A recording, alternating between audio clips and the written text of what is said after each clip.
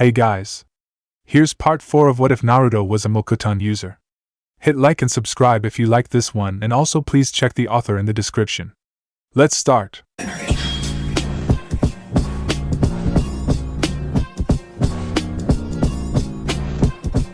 Chapter 10, Revenant. The Jutsuman Cannon's left hand enclosed Guren's body, too slow to alter its target, and killed the body.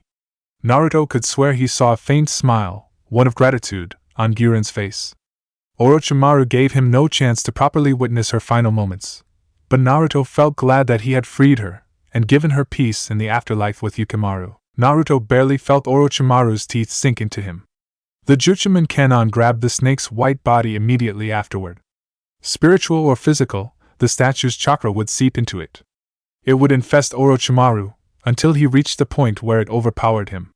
At that point, death was inevitable. Ever since the bite, however, the battle had shifted to another place.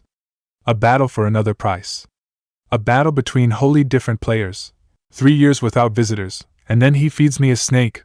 Oh well, I should not look a gift horse in the mouth, a deep, dark voice chuckled darkly. And now that you humans have given him so much hatred, the boy will be mine. Orochimaru did not arrive in the realm where he was supposed to be. Where were the fleshy pods, where his past victims resided? Instead, he found himself in a damp and vast hall. Behind the massive prison bars, Orochimaru saw a barred-off door. Roots grew into the room, through that door. The voice, however, came from another direction. Orochimaru looked up and saw the last creature he'd ever expect to see. That boy, he is Uzumaki Naruto, my living prison, yes, the demon fox replied, amused by Orochimaru's shock. I do not yet know what you humans did to him, but you've broken him far enough down for me to affect his mind. Finally, I must say. The stronger he grew, the more chakra he came to drain from me. The fool wasn't even aware of it, as his accursed Mokuton Kekkei Genkai completely suppresses my influence, while his heartless attitude didn't help much either. He lacks the hatred for me to turn him. But now that his light has dimmed, now that his heart has been darkened with anger, times will finally become more interesting. Soon, his body will be mine. Soon, his Kekkei Genkai will be mine. And then nothing in the world is going to stop me. With 9 tails swirling through the air, and claws capable of flattening mountains, the chakra was so overwhelming that it paralyzed even the likes of Orochimaru. The beast's jaws closed, and Orochimaru of the Sannin was no more. 2 is already 1 too many, but having 3 of you petty humans here would be intolerable. Hurry up, Choji. The blonde Yamanaka was anything but patient. Tapping her feet on the ground, she barely managed to stop herself from snapping at him. He might have been the one to carry their prisoner and source of information, but it was no excuse for him being so darn tardy. Perhaps we should put up camp, Shikamaru yawned. We've been running all day. Some exercise is good for you, you damn sloth. Ino growled. Choji's tardiness was annoying enough as it was, so she could not endure Shikamaru's laziness on top of it. We need to keep moving. She'll need to be brought to Konoha. If she dies, I thought you fixed her up, Shikamaru shrugged. All I'm saying is that keeping up this pace is going to do us more harm than good, especially you, Ino. You were barely recovered from poisoning before we started this mission. Ino is right, Asuma stopped Ino from protesting. The girl might die if we don't reach Tsunade-sama soon enough. And considering how she knows about Naruto being Kunemori, she might have more information as well. She's valuable. She might lead us to Naruto-kun. Okay, fine, Shikamaru drawled. Troublesome woman. Ino resisted the urge to hit him, instead focusing her efforts on the injured girl whom they were transporting. A day ago, they had been near the border between Hai no Kuni and the territories of Amigakure. Tsunade had sent them there with hopes that they might find some clue as to where Naruto was going and from where he had come. Retracing his steps had led them to that place. Then, Ino, the one with the sensory abilities among the 4, had noticed a battle nearby. Unable to determine who was fighting, Asuma had agreed to check it out. AIM was highly isolationist, so if this was a chance to learn something about them, it might be worth it. Sadly, they had come too late. While Ino couldn't say what kind of jutsu the assailants had used, they had completely vanished the moment Team 10 had come close. All they had found were 2 dead kunoichi, and 1 bordering on death. The green-haired girl had feverishly muttered something about Kunemori, Ajisai, Zetsu, and Naruto, before she had lost consciousness altogether. 2 of the names sounded alarms with them, but only Ino paid attention to the name of Ajisai. Naruto had mentioned her, Ajisai, Aji-chan. Ino admitted to herself that it was a bit petty that she felt jealous at the way he had uttered that name, but she couldn't help it. And here was this green-haired and heavily injured girl, knowing a combination of 3 names which only very few could be aware of. It was unfortunate that they had needed to hurry, but only seconds after they entered the scene, Ino had felt shinobi from the direction of Amagekyo approach. Picking up the girl and hurrying away was the only thing they could do. Being a student of Tsunade, Ino did not have much trouble patching up the superficial wounds of the green-haired girl, but the internal injuries were more difficult to treat. The poor girl had been stabbed numerous times, leaving myriad internal injuries. Out here in the field, Ino did not know where to begin operating on the girl, nor did she have the proper equipment for such a complex surgery. Hurrying back was the best option. They needed to rescue the girl, and find out what happened to Naruto. How was Akatsuki controlling him? How had he lost his memories? Why was one of the dead kunoichi wearing a ring of his making? Was that a means to control him? Ino wanted to investigate it, but Shikamaru was correct. Doing such things should be done in a laboratory. Doing it out here would only risk the contamination of what little evidence they had. It was hard, very hard, but in order to get Naruto back, Ino knew she had to be patient. They woke up late, considering that the sun was already up.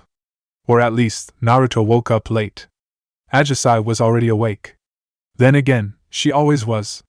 Naruto loved to have a good sleep, while Ajisai was always up early. Naked as the day they were born, she lay next to him in their bed. With her leg intertwined with his, her head rested on his chest. I overslept again, Aji-chan? I think it is a little past 9, so no, Ajisai had smiled. Naruto could not see it, but he could feel the happiness radiating from her. You were supposed to leave today, but you weren't given a time, right? I'd rather not leave at all, Naruto had sighed. It is odd, finally I find a reason to fight, and now I wish I don't have to fight anymore. What do you mean, Naruto-kun? You, Aji-chan, he had gently squeezed her but getting a surprised squeal from her. You know, I never had a reason to do anything, never had a purpose. I simply woke up one day, not remembering who I was, or who I had been. I joined Akatsuki because Zetsu and Kakuza gave me no other option. They were strong, I was weak. I had no idea how to control my Kekkai Genkai. They were the only ones who could offer guidance. Alone, I would never have found out how to control my element. But now you do, yes. Emotions were the key. The heart. For over 2 years, I have lived an empty life. I had no goals or desires other than being free from what others told me to do. But even that was mere emptiness. I killed people as easily as I drew breath. For money, because Kakuza told me to, because Zetsu told me to, because Akatsuki wanted it. I was treated like a tool, even though I hated it. But the worst thing is that I actually acted like a tool. He kissed Ajisai on top of her head, enjoying the smell of her hair. But all that is in the past. You taught me what life is about, Aji-chan. Before, I was merely wandering in the dark. I never had any attachment to anyone.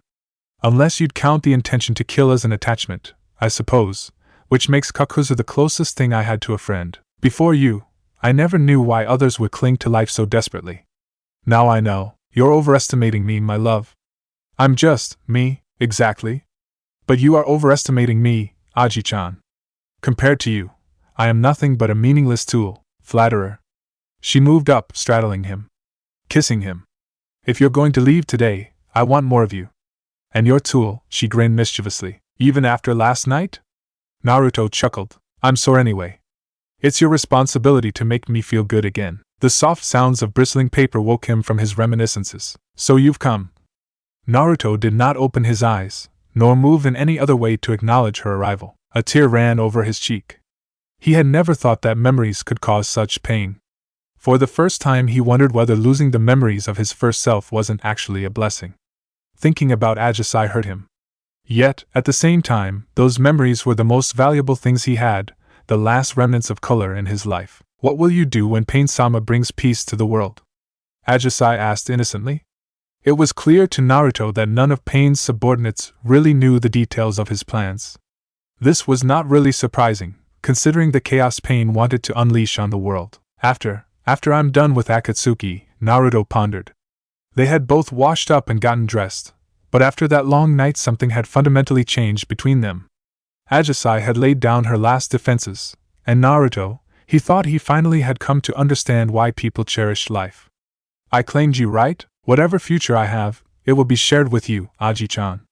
After Akatsuki, it will just be you and me happily living our lives in a world without war, I promise. Their shared future. What a bitter joke that had become. Conan, considering how you've sent a clone of yourself all the way here, I trust that what Zetsu told me is true. Zetsu told you? Conan frowned slightly when she heard the cold voice. I don't know how or why he knew, but yes. Ajisai and her team. How? I can't say for sure. Conan hesitated a little. She looked around, wondering how Naruto filled the entire field with purple flowers. A literal memorial to Ajisai, she presumed, but never had she thought him to be capable of such things. Combining the chakra control to manipulate such delicate flowers with the size of the field, it worried her. My men reported a group of Konoha Nin fleeing the place. Why were they there? I wanted to keep an eye on her, of course. I promise you to keep her safe, and not them, Naruto growled. Aji-chan. Why was she at that accursed place? Did you send her into a trap? Naruto's voice went cold. He was trained to be an emotionless bounty hunter, but his old indifferent attitude paled in comparison to his current rage. Trap? No! Conan blurted out. The subject made her feel conflicted. Thinking about it was bad enough, never mind talking. Pain.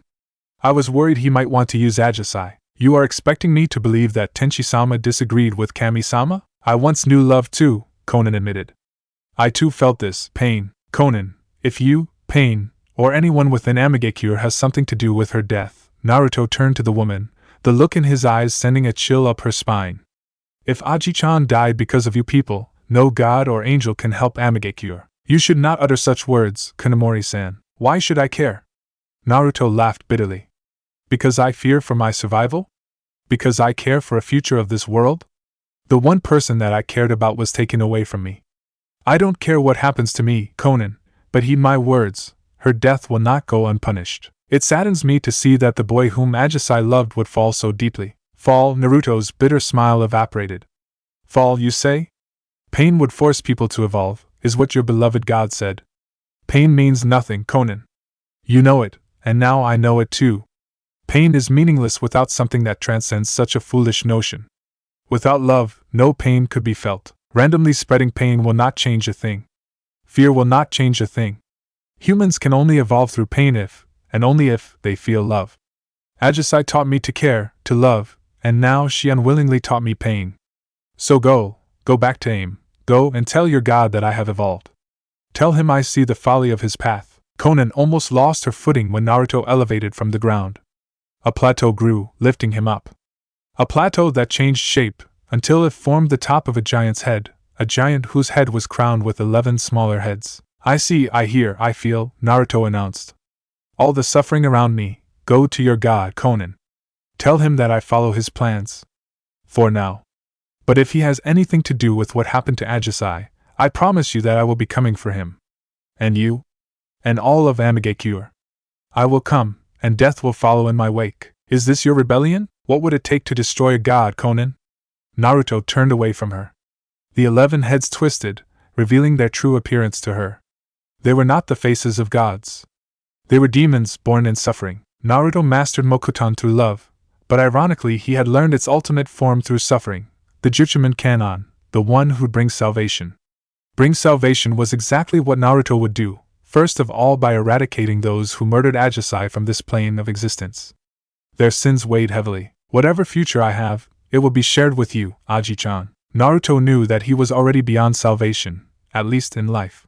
Perhaps death would bring him peace. You will be getting in trouble. Kanamori-kun is very angry. Very angry indeed. Losing that girl he loved might be enough to push him over the edge. It is nothing I cannot deal with, Pain said indifferently. Zetsu met Nagato's Deva path, Yahiko's former body, just outside Amigakure. Nagato did not allow Zetsu to enter the high tower in which he resided, instead meeting him outside like this. Whatever Zetsu was scheming, Nagato did not think it to be necessary to let Zetsu know more than it already did. Perhaps, Black Zetsu remained perfectly calm. Pain had huge chakra reserves, yes, but Zetsu had also seen the angered Naruto destroy Orochimaru. But in his anger, Kanamori isn't some kind of rampaging beast. He remained calm, and completely outclassed Orochimaru. The man is dead, really dead as a parrot. Otogekure is a total loss, especially after Kanamori destroyed the entire main base. Kunomori-kun did not leave anyone alive, and with no curse seals on anyone alive, Orochimaru will not return. But we brought the body, according to the wishes of Madara-sama. I see. Pain narrowed his eyes. So that is why you snuck into the basement of my tower. You noticed that? As expected of our leader. Not knowing whether Zetsu was making fun of him or not, Pain simply dismissed the plant-like man and went back into his village. Kunomori was not a threat to him, Nagato realized. Mokuton or not, Kyuubi or not, the Rinnegan would subdue the boy. Especially now that he was busy preparing his trump card against the boy, Nagato knew he would be victorious. He had to be. Devapath, the body that once had been Yahiko, was Nagato's preferred body to control. Bringing justice to the world through the body of his deceased friend felt like the right thing to do. Just like Hanzo had looked in disbelief when the man he had killed stood in front of him, so would the world suffer at the hands of those who had been killed in senseless violence. His new Chikashoto, his animal path, would be no exception to that rule. Nagato turned his attention to the process of realigning the girl's body, so that the body would be able to endure his chakra, his dojutsu, and his chakra receivers. Only to find Konan standing next to the table, moving her hand through the girl's purple hair. Konan, you have returned. What are you doing, Nagato? Again, Nagato saw that peculiar look on her face. Why was she so deviant when it came to this girl? Even in death, this girl will bring peace to the world. Are you planning on provoking him? A battle with Kunomori has always been inevitable. He must perish for Akatsuki to succeed. Nagato. I thought Akatsuki was striving for peace. Konan frowned even more than before. Why would you seek such a pointless confrontation?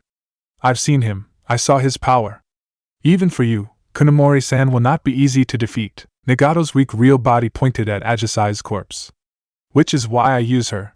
It would seem, though, that you still haven't seen the truth about Kunomori. Or should I call him Uzumaki Naruto? Uzumaki? Konoha's Jinchuriki did not perish. The Kyuubi is not going to reform. Zetsu and Kakuza did something to him, changed him. Even the boy does not seem to know the truth. But in front of my eyes, the truth could not be concealed. Why did you think that I brought him here so he could train? The Kyuubi is the most powerful of the Bijou, so studying its Jinchuriki before a confrontation seemed wise. Did you kill Ajisai? Why would I eliminate a prefect tool like her? She would have been far more valuable alive, Nagato frowned. If not for you, I would have kept her within Amigekure, making sure that she would be within my grasp the moment Kunomori, or Naruto, would have to be dealt with. The fool falling in love with her only made capturing the Kyuubi easier, disregarding the plans which Zetsu had.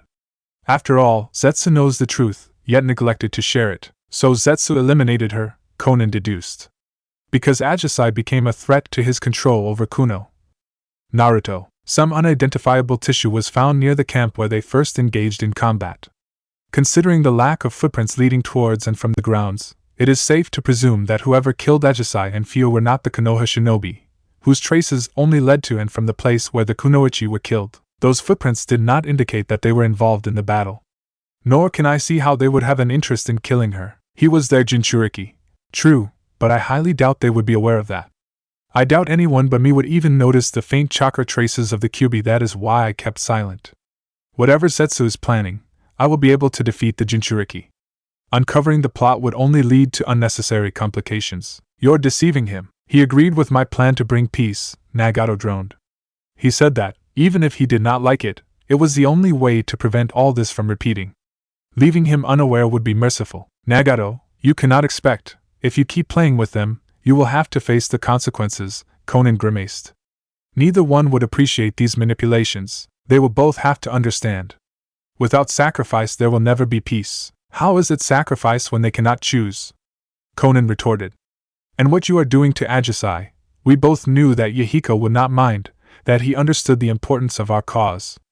But she does not deserve this. She would have been honored to play a part in bringing peace to the world. You using her corpse to kill Naruto is not what she would have wanted. It is an insult, not an honor.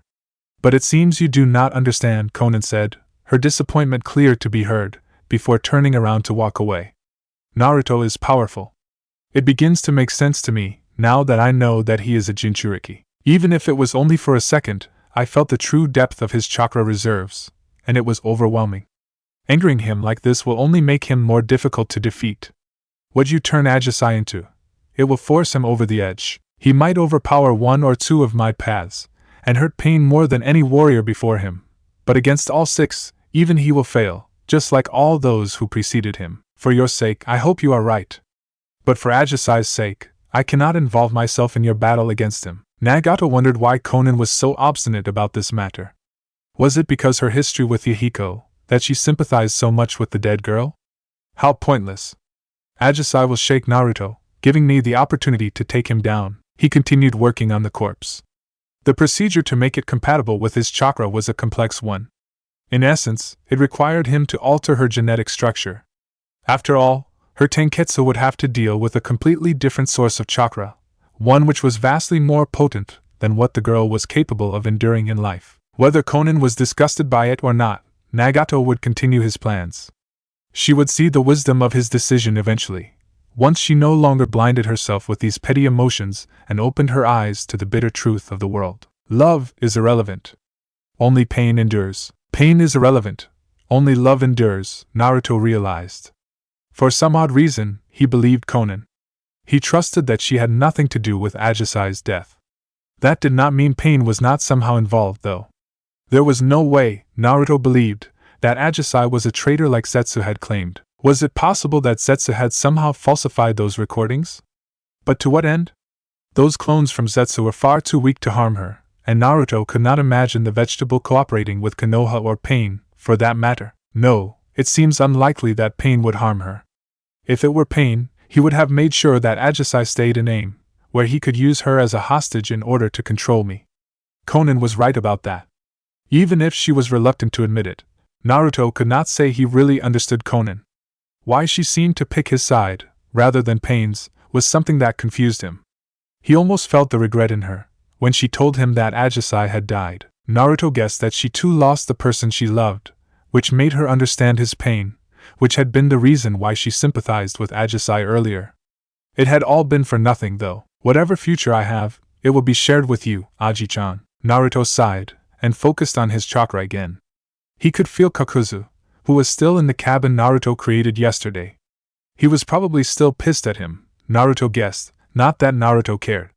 He had wanted to properly bury Fu and Girin, and after he had done so, Naruto had grown as many flowers as he could. It was a memorial to 3 girls, one whose life he had taken, one whose end he had failed to avert, and one who had died due to him. Guilt for Fu, regret for Girin, and a deep and all-consuming pain for Ajisai, that was what Naruto felt. The pain and anger had awoken a new source of power, and that was why Naruto had been meditating ever since he had buried Fu and Girin.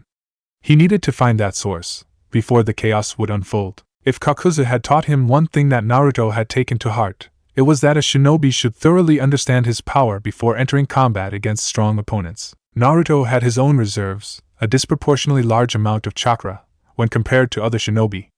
Only some of the S-rank shinobi, like Kakuzu, Kisame, and Pain, could compare to him in terms of chakra, because he could, beyond his own chakra, draw energy from nature, which expanded his reserves even more. Kakuzu now understood the difference, now avoiding a direct confrontation with Naruto. It amused him, knowing that his sensei was now too scared to engage him in direct combat. However, Naruto knew that the power he had shown against Orochimaru, the power which had frightened Kakuzu, was not merely a combination of his own power and that of nature. There had been a third source. Closing his eyes, Naruto dove into his own mindscape, or whatever it was supposed to be. Naruto had met the source of that power there before. It had not been an illusion, cast by that Yamanaka girl who had claimed to know him. That thing, that dark version of himself, had been something far more sinister, and if he wasn't mistaken, so you have come. After the battle against Orochimaru, how could I ignore you any longer? Naruto glared at his shadow self. Why don't you stop screwing around with your stupid riddles, and tell me who you are? I am you, the shadow laughed. Yeah, like I'd buy that. Naruto shook his head. Fuck that. You're not going to answer anything. I have to go out of this room, into the hall which that girl mentioned. That would be interesting. You are ready to enter your darkness, your personal realm of fade, I am sure. The first 4 and 7th are sealed, the 8th resides in Kumogakure, and the 6th is wandering somewhere in Kiri. Judging by the chakra you try to hide, you must be the Kyuubi. You are Uzumaki Naruto. The shadow faded away, his laughter lingering long after he left. Yeah, but who is Uzumaki Naruto? Naruto scowled. The ominous words which the shadow had spoken were something that still troubled Naruto, about how he would become someone whom Ajisai would not love. Naruto had no real problems with dying, not anymore, but once his soul went to the Pure Land, Naruto did not want to reunite with Ajisai after having changed into something she would not recognize. But vengeance, that would be something she would understand. For retribution, Naruto needed power. He was no fool. He had noticed that something was off about his other self, and he was well aware that this second source of chakra was highly unnatural. Aside from that, when he had gotten angry, he had subconsciously drawn in so much of that chakra that his Kekkei Genkai had not filtered it. The only comparable chakra which Naruto had felt was that of the Bijou he had encountered. Moving out of the hall with the dense forest, which led to his connection to nature itself, Naruto walked through an odd sewer-like hall. It was completely overgrown with vines and roots, but Naruto could see strong metal tubes underneath, perhaps to transport water, he could not tell. Some doors were to be seen, some leading to empty places, some with strange mirrors, and one filled with images of Ajisai. He had been forced to leave this room quickly, his breath irregular, and his heart beating wildly, his grief threatening to overwhelm him. He knew that if his theory was right, and he truly was Konoha's lost Jinchuriki, he could not confront the Bijou with such a glaring weakness in his resolve. Such an unknown factor would be lethal during his battle against Konoha. I suppose it now makes sense why Zetsu tried to hide me from pain, or at least my true identity. Not to mention that it explains why Zetsu bothered to save my life. If I had not been a Jinchuriki, he would have just eaten me, just like all the other corpses he encounters. Naruto arrived at a door where the roots and vines were concentrated the strongest. He felt something ominous and massive hiding behind it, which made him wonder why he had never felt it before. Perhaps it was true that his Mokuton suppressed the chakra of Abju. This barrier in front of the door must have blocked off the beast's chakra, filtering what came through. Perhaps that Yamanaka girl somehow upset the balance. Perhaps the QB deliberately stopped hiding. Who knows? He must not be too pleased that I'm aiding the capture of his kin, Naruto frowned. Which must mean that he hates me, and wants to lure me into some kind of trap. Probably taking over my body, or attempting to break free. I guess this will be interesting. The vines and roots moved away at his command, and Naruto stepped into the greatest hall of them all, one containing prison bars larger than Naruto had ever seen. They were easily as thick and high as the largest naturally grown trees which Naruto had seen. Behind the bars, a massive creature was glaring at him. 9 mighty tails waved through the air, and the orange-furred creature let out a howl which temporarily deafened the boy. It was the Kyubi no Yoko. A rain of blood flowed down when her throat was slit. Fu fell down, gurgling something inaudible before the light left her eyes forever. The ambush continued. She did not know what was going on. The 4 that had ambushed them earlier were suddenly backed up by a dozen white man-shaped creatures. Ajisai's panda summon had already fallen, and Ajisai herself did not look much better. Then, something pierced her back. In a crippling pain, she felt the power disappear from her legs, and blood flowed down. It was odd, she noted vaguely, that the warm liquid felt so cold on her skin. Or was it because she felt cold? She heard Ajisai scream something, but it all vanished into darkness when numerous stabs pierced her body. The pain, the sounds of battle, everything vanished. With a gasp she woke up, a bright light stinging in her eyes. She groaned, tried to move her arms, but found that she could not. "Do not be foolish, girl," a female voice resounded. The thunderous sound made her cringe. What a headache she had! Even her ill-fated encounters with alcohol had not caused such pain, she noted. She tried to talk, but only some weird kind of croak escaped her mouth. Under any other circumstance she might have laughed at the sound of her own voice, but not now. Not when her friends, where am I? Konoha, the same female voice answered. She blinked a few more times, slowly adjusting to the light. Next to her bed, she felt shocked when she noticed that her arms were tied. She saw a blonde woman standing, with a quizzical look. "Leave? Why, you are our prisoner." The woman glanced over the restraints. "So, we will be the ones who ask the questions." "Ino?" A blonde girl came forth, bowing to the woman known as Tsunade-sama. "Wasn't that the Hokage?" She uttered something about a jutsu, but Tsunade shook her head in denial. "You spoke about Kunemori." The younger blonde turned to her. "Who are you? How do you know him?" "Kunemori?" She blinked.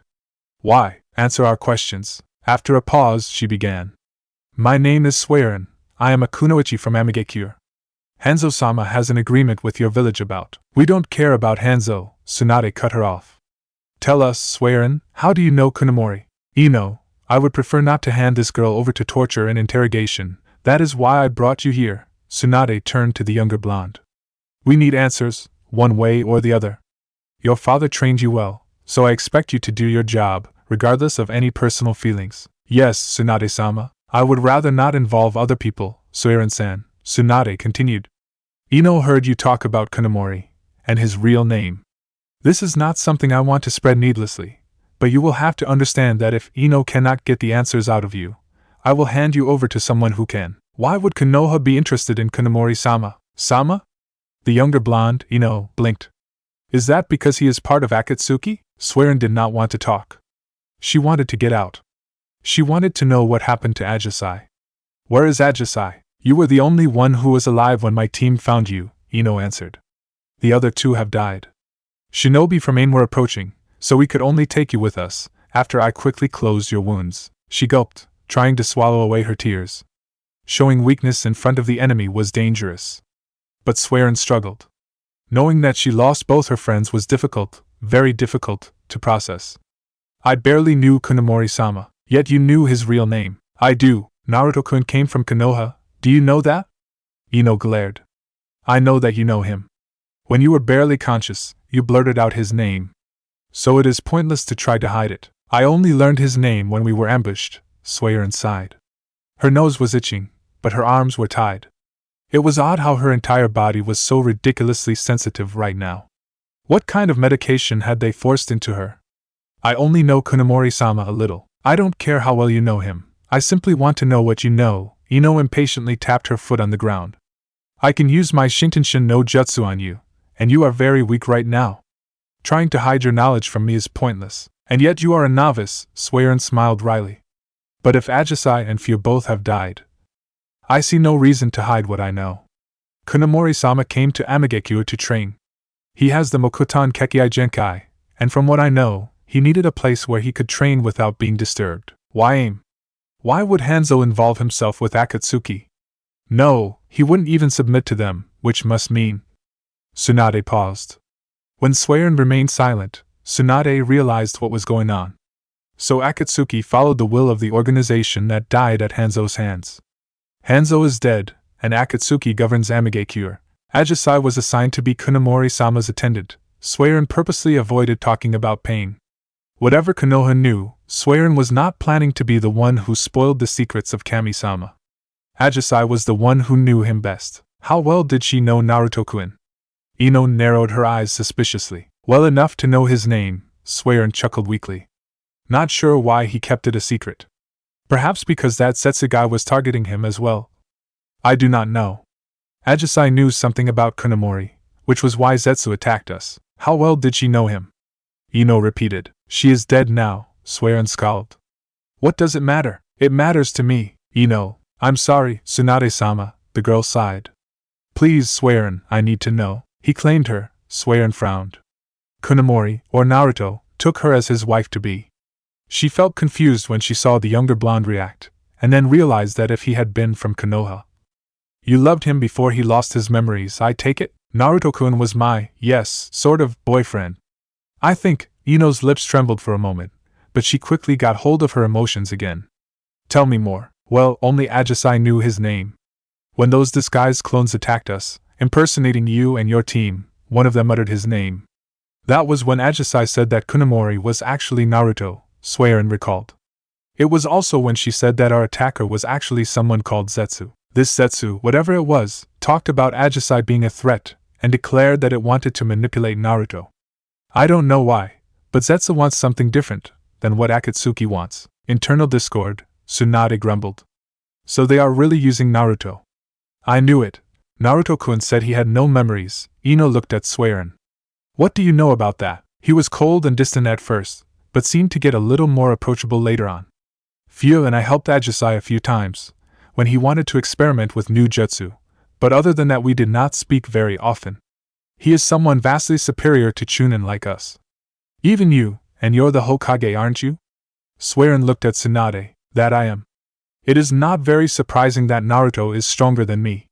Him being the Jinchuriki of the Kyuubi makes his chakra reserves insane by default, Tsunade shrugs. and him mastering the wood release makes him even more formidable. Tell me, how does Akatsuki control him? I do not know. We can always get the answers from you, girl. Whether you believe me or not doesn't matter, Swearin smiled softly. He will come. He loved Ajisai, and if he thinks that you people killed her, well, whether I die now or when he annihilates the village, it matters little. Why are you so eager to die? Ino frowned. Because I lost my family, and now my friends. And Amigekure is not very forgiving to the shinobi that get captured. I am already dead. And I'd rather not be tortured in AIM again. They'll want to figure out what secrets I might have leaked, and I'd rather die than, well, if you patch me up, you've seen how I look. I find it hard to believe that you think one person will be able to defeat an entire village. Sure, he was able to effortlessly defeat 2 squads, but he will not get past us that easily. You only say that because you don't know him, Swearin chuckled weakly. Ajisai said he grew stronger when the two of them fell in love. She said emotions made his Kekkei Genkai stronger. Imagine what his anger will do. But it is because someone else manipulated him, Tsunade retorted. Zetsu, do you think he will believe you over Zetsu? Will he believe you when you tell him the truth? Ino remarked sharply. If Naruto-kun knows you, would he believe what you just told us? Who knows? He can be ruthless, although Ajisai seems to have slowly changed him. Regardless, he didn't join Akatsuki just because he's monstrously strong. Swearin tried to gauge the two blondes. Were they toying with her? Were they serious? I think he once said he used to be a bounty hunter. What else are you hiding? Nothing, Hokage-dano. Swearin wanted to shrug, but in her position it was rather difficult. Not about Kunomori-sama, at least. I can tell you a few things about his skill, how he can summon a wood dragon, and those terrifying smaller human-like puppets. But if I am perfectly honest, I would only tell you not to engage him. He is too strong for you, Tsunade-sama. Ino looked at her teacher, who was pondering on what to do. If Swearin-san is telling the truth, wouldn't it be better if someone escorted her to intercept Naruto-kun before he attacks Konoha? Considering what we've heard, it seems unlikely that Zetsu hasn't told him about the ambush, and Zetsu will shove the blame on Konoha. And you volunteer Team 10, Tsunade grimaced. It is dangerous, Ino. Too dangerous for me to sanction an official mission. Besides, if he thinks that your team killed the girl he loved, he might just kill you before you even get a chance to talk to him. Kunomori-sama would be able to sense my chakra, Swearin supplied. But if an entire team escorted me, he might draw the wrong conclusion. I see, so you want me to set you free? Tsunade smiled wryly. No, you are too valuable as a source of information. We will wait for Naruto here. Ino, I will leave it to you to heal her to the point where you can safely inspect her mind. After that, report to my office. We will need all the information we can get before the other Kage arrive here. Tsunade left the office before Ino could reply. Unfortunately for her, as she would have realized that Ino's expression spelled trouble. As unreasonable as Tsunade could be when it concerned Naruto, Ino could be even worse. Ino believed Swearin, believed that someone was manipulating Naruto. She had been patient enough. After years of sadness, months of uncertainty, she wasn't going to waste more time. Not even a summit of the Gakage would change her mind about that. Swearin gulped when she saw the mad glint in the blonde's eyes. Recklessness, perhaps, was a trait shared by more blondes. Tsunade risked an attack, but knew that it was the best way to unite the Kage against a common enemy, and alliance would be an unprecedented thing in their conflict-torn world. At the same time, Ino defied Tsunade. But Naruto stood in front of the mightiest of the 9 Bijou. Hello, Kyubi, he said flippantly. Fancy seeing you down here. It has been a while, brat. The fox towered over the teenage boy, glaring angrily at the blonde. So you have finally found your way here. I see you are not surprised that I am here. That stunt of yours with that shadow version of me wasn't exactly subtle. Did you think I would not realize that its chakra was exactly like that of a Jinchuriki? Naruto grunted. So this is why Zetsu used me. What better to use than an idiot like you? Said by the idiot who got himself sealed within a child, Naruto deadpanned. You know nothing about that, brat. It wasn't like I was given a choice. Neither was I, and yet you called me an idiot. Listen, Kyubi, why don't we just cut the crap and move on to what you really want from me? Freedom. Extraction kills the Jinchuriki, and I have no ambition to die. At least, not until after I avenged Aji-chan. So I can't help you with that, Naruto drawled. But what was that nonsense that you said about being the real me? It was not me who said that, brat. It was you, the real you. Indeed, Shadow Naruto stepped forth from behind the prison bars.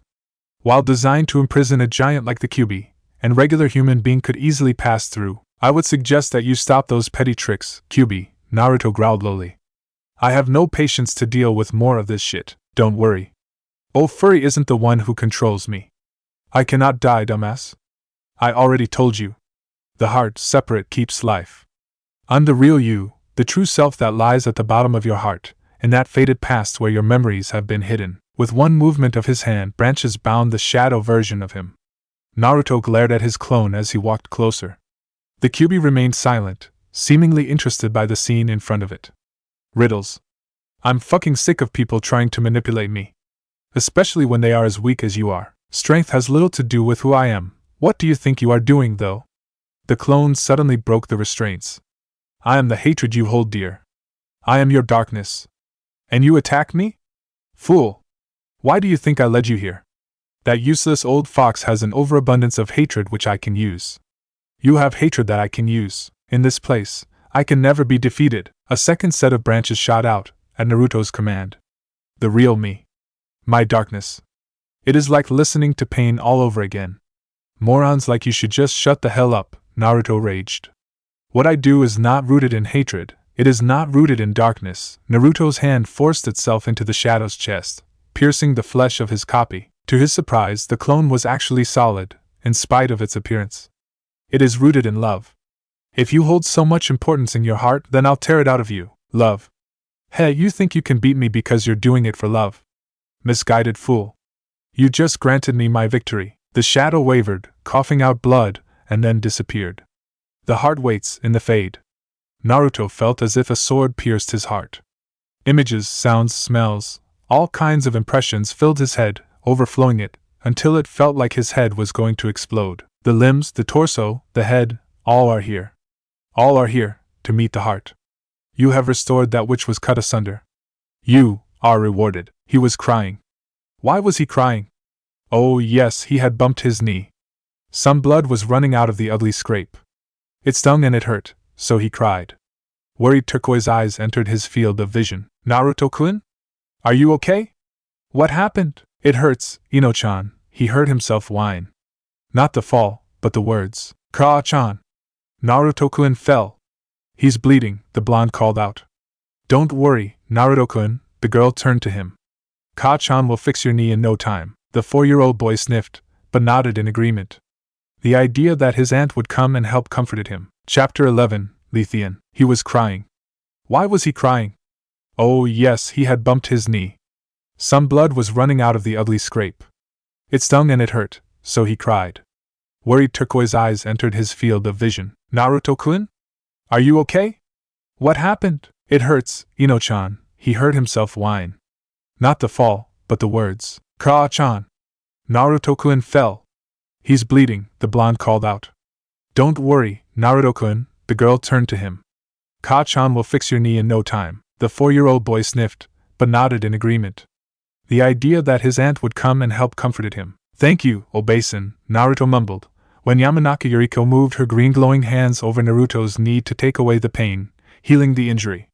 The woman had a calm and collected demeanor, but her light brown, pupilless eyes stood worried when she noticed an imprint of dirt and mud on Naruto's shirt. Naruto-chan, why do you have a footprint on your back?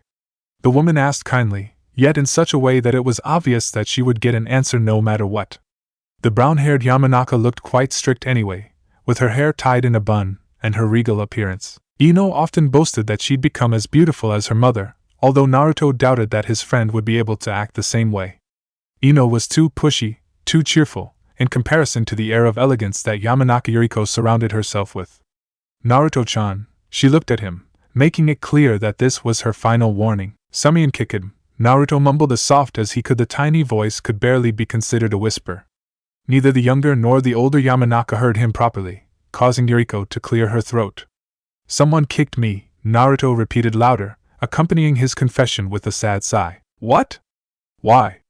Ino shrieked. Because I'm a demon, Naruto said dejectedly. That's what they said. Who were they? Yuriko narrowed her eyes, making sure nothing more of her anger leaked out. She tried, but failed for that matter. Yuriko could be very fierce if need be, too fierce, and Noichi would sometimes say whenever she was out of hearing range. Hi, hello. Sakura-chan, this is Naruto-kun, he lives at my place, Ino chirped. Nice to meet you. Hi Sakura-chan. Naruto smiled.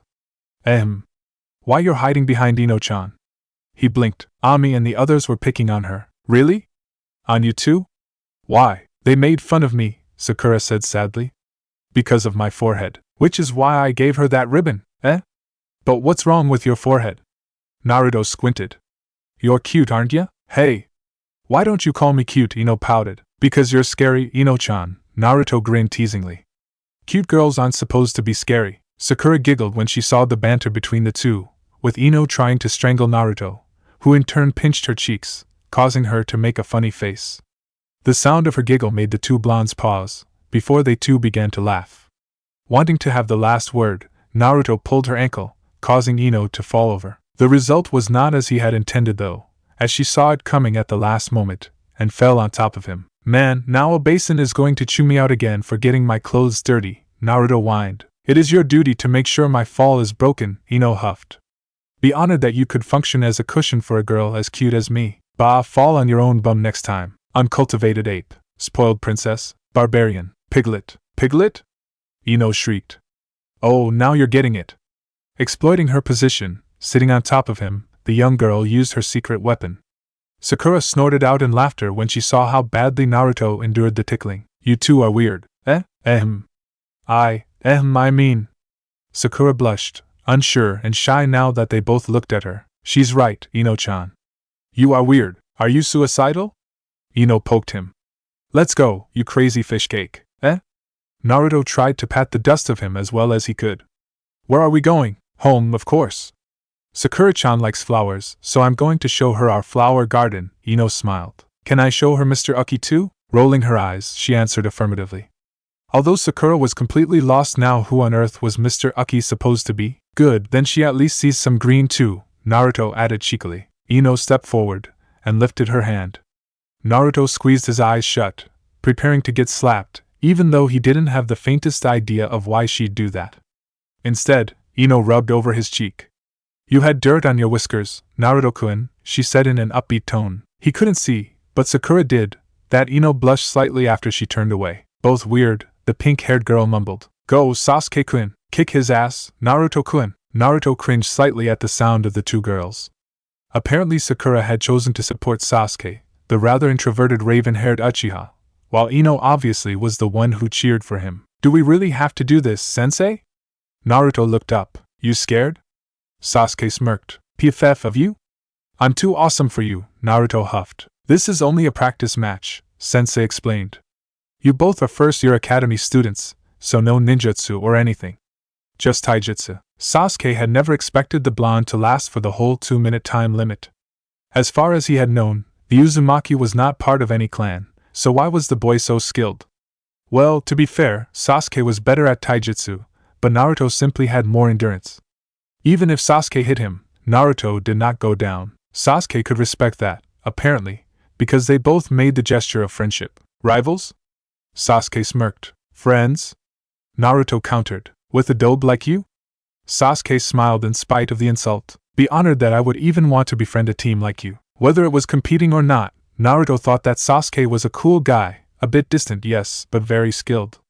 Although, for some reason, Sasuke always was dissatisfied, saying his older brother was far better than him. But why? Sakura sobbed. Why Sasuke-kun? Uchiha Itachi became a traitor to his clan, and to the village. The entire Uchiha clan has died. Sarutobi Hiruzen, the Sandaime Hokage himself, stood in front of the class. He even killed his little brother.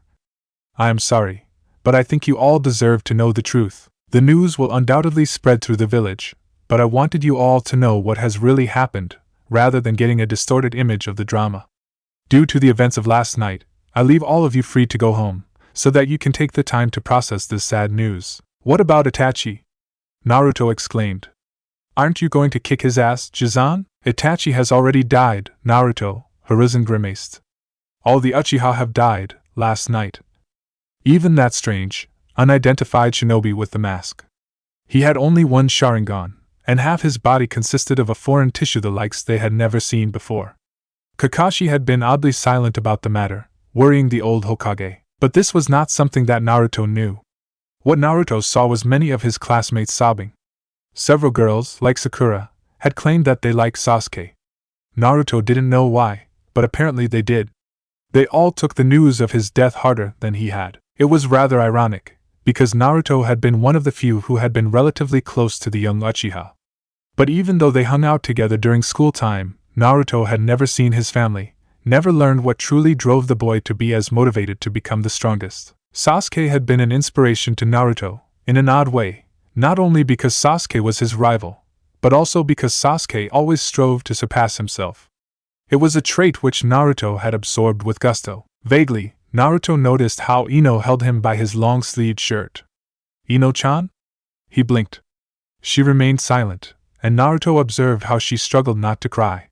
It was peculiar how she always tried to look strong in front of others, even though she otherwise was as frank as someone could be. Lingering no longer, Naruto took the opportunity which Hiruzen had given the class, and led Ino out of the room. It was only a few streets later that the girl could no longer restrain herself. Awkwardly, and tearing up himself as well, Naruto patted the girl on her back, with her face buried in his chest. Bunshin no Jutsu. Naruto couldn't tell how many hours he had practiced, just for that jutsu. Inoichi had aided him, Yuriko had aided him, even Ino had helped him, and with success. With the broadest smile he could show, Naruto walked out of the building, instantly tackled by his fellow blonde. "You too?" "Me too," Ino laughed. "We're going to be the most awesome shinobi in town." "We already are," Naruto said sheepishly, not really sure how to behave in this situation. She was hugging him, and her mother was watching them. Yeah, Naruto felt awkward.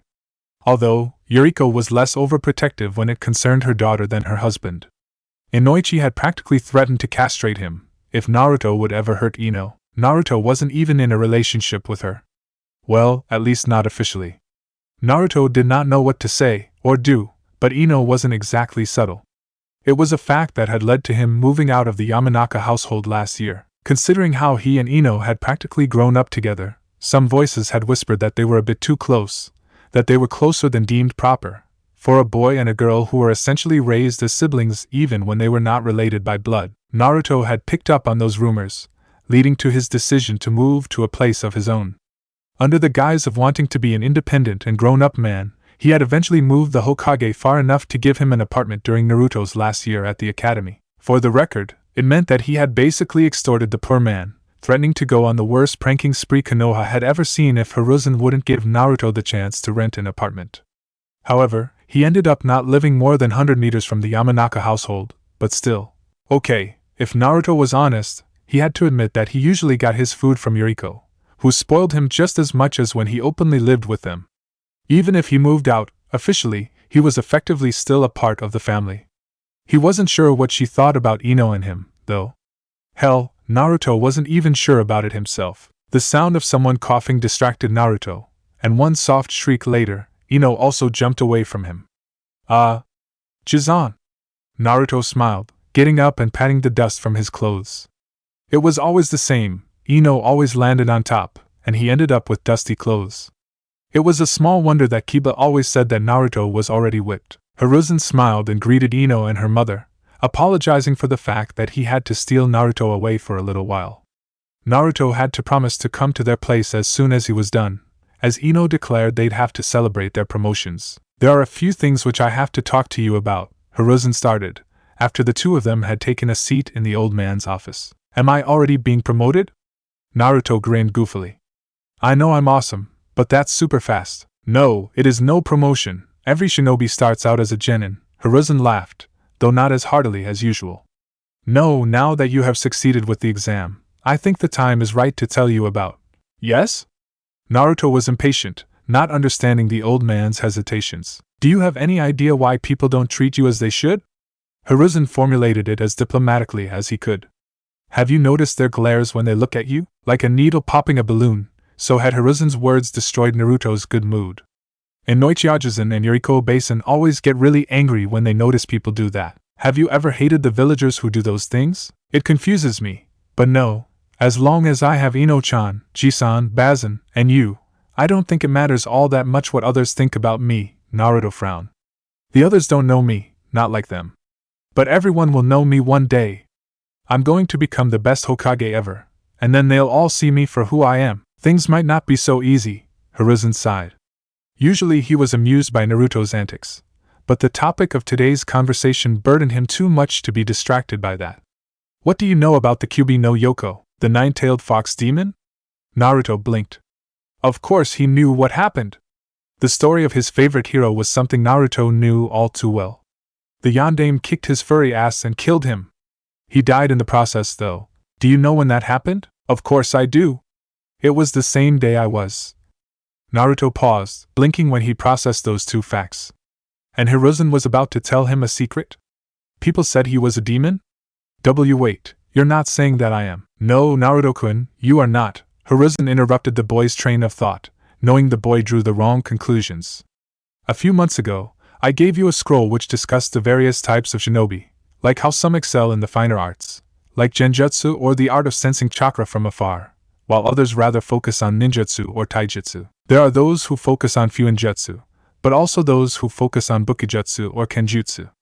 There are genin, chunin, and jonin, all having varying levels of strength and experience, and it is essential to quickly distinguish what type of opponent you are facing during combat. Naruto recited from his memory of the scroll. There is one special sort of shinobi, Hiruzen pointed out. He knew that Naruto would have read this. It is why he had given the boy that scroll. That is why I wanted to speak to you. You see, a bijou like the Kyuubi cannot be slain. Not permanently. It is a being of chakra, so it would simply reform after some time. No, the Yondaime knew that better than anyone. That was why he sealed it away. I am the Jinchuriki, Naruto realized, shocked. That is why people, the scroll said, my chakra reserves, Whiskers. It is why I made sure the Yamanakas took you in when you were a baby. Hiruzen now looked older than Naruto had ever seen the man. Weighed down by decades of difficult decisions, one horrible secret on top of the other, it made him feel exhausted in ways that Hiruzen couldn't express in words. I needed to hide you from the prying eyes of the other villages, who would seek any opportunity to target the Jinchuriki of the strongest of the bijou. And amidst the Yamanaka clan, which contains many blondes, you would not draw too much attention. I wanted to give you, an orphan who had received such a heavy burden, a good family. I wanted you to be happy, to be safe, to have an environment free of the short-sighted hatred that people would have against you, because of what the Kyuubi had done to the village. Why me? Naruto said softly. Why did he choose me? I do not know, Hiruzen lied. Sure he knew, but the secret of his heritage was not something Hiruzen wanted to reveal to the boy. Being the son of the Yondaime was a dangerous fact, and the less people would know, the better. Hiruzen and Jiraiya had agreed to tell Naruto when he'd reached the age of 16. Or earlier, if the situation demanded it. Namikaze Minato must have had a reason to select you. But the truth is that it is better to seal a bijou into a newborn, because the older a person is, the more his or her tenketsu are developed. And a Jinchuriki wields incomparable amounts of chakra, so their tenketsu must be adjusted to endure it. I think he chose you because he saw your potential, Naruto-kun. Even all those years ago, he trusted that you would be strong enough to protect the entire village from the Kyuubi. He did? Naruto blinked in surprise. The Yondaime believed in me? He gave his life to seal the Kyuubi, to make your seal as strong as it could be. He gave his life for you, Naruto-kun, so that you could protect the village in his stead. Hiruzen smiled and pulled the boy close, allowing him to let out the tears.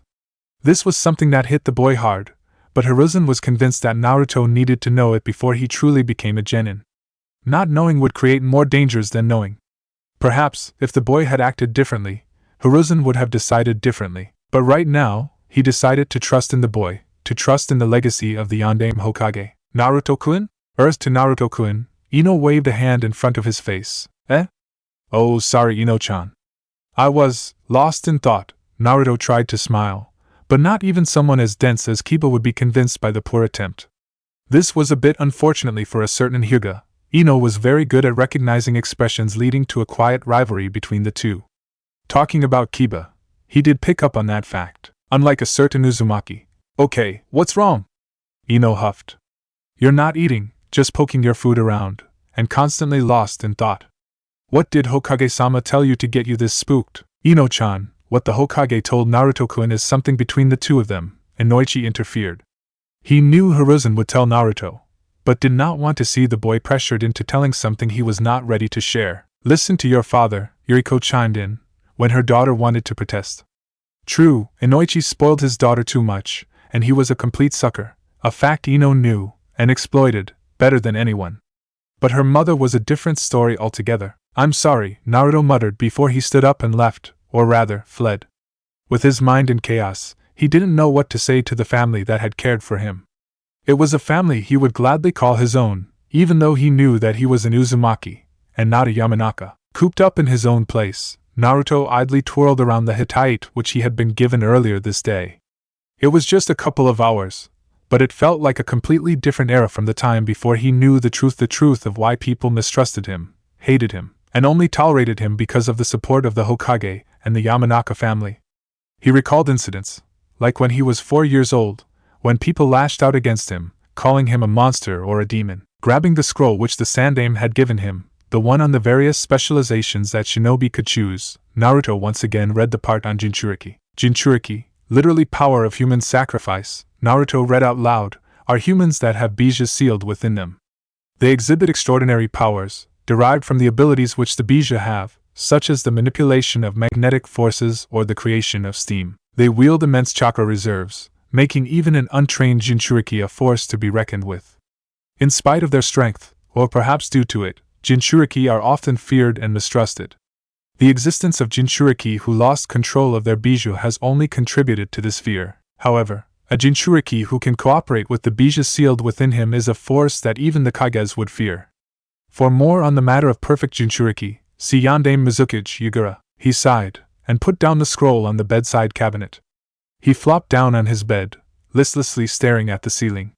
Not knowing how or when, he had drifted asleep. However, a soft rustling woke him up, leaving him disoriented, before he noticed something blonde fall down next to him. She had come in through the window, like a true ninja except for the part where her skirt had gotten stuck behind a nail. A ripping sound, accompanied by muttered curses, had woken up the boy. Ino didn't exactly care about the tear in her apron skirt, though. Aside from Naruto's state of mind being a more urgent worry for her, she also knew that she had more than enough bandages wrapped around her abdomen and legs to make sure she was still decent. Even if she wasn't, she was with Naruto. "Ino-chan, don't worry," she hushed him. "Ka-san and Tu-san don't know that I slipped out of my room." She cuddled up next to him. You don't need to tell, whatever it is the Hokage told you," she hesitated. "I just want to be here for you." "Thanks," Naruto smiled weakly, although he still looked the other way. For a little while, he remained silent. Despite her words, Naruto knew that Ino was too curious to not want him to talk. Yet she swallowed her curiosity for his sake. Now that he thought about it, if he were to tell anyone about what he had just learned, if he wanted to share his worries with anyone in the world, it would be Ino. They had always been together, supporting each other through thick and thin. For instance, the period after Sasuke had been murdered. "Hey, Ino-chan?" Naruto's voice was little more than a whisper. "Naruto-kun?" She looked up at him, shifting her position next to him so that her head was resting on his upper arm. "I'm a Jinchuriki," he blurted out after a short pause, not knowing any other way in how to bring it up. Jin what?" The Yandame Hokage did not kill the Kyuubi. "It couldn't be killed," Naruto mumbled. "Instead, he sealed it away. He sealed in a baby that was just born, a boy whose parents had gotten killed in the chaos. He sealed it away inside me, that was what Jizan told me." He felt Ino tense, he felt her hands clench and relax while she held his shirt, and how her breathing had stopped and then sped up. So what, eh?"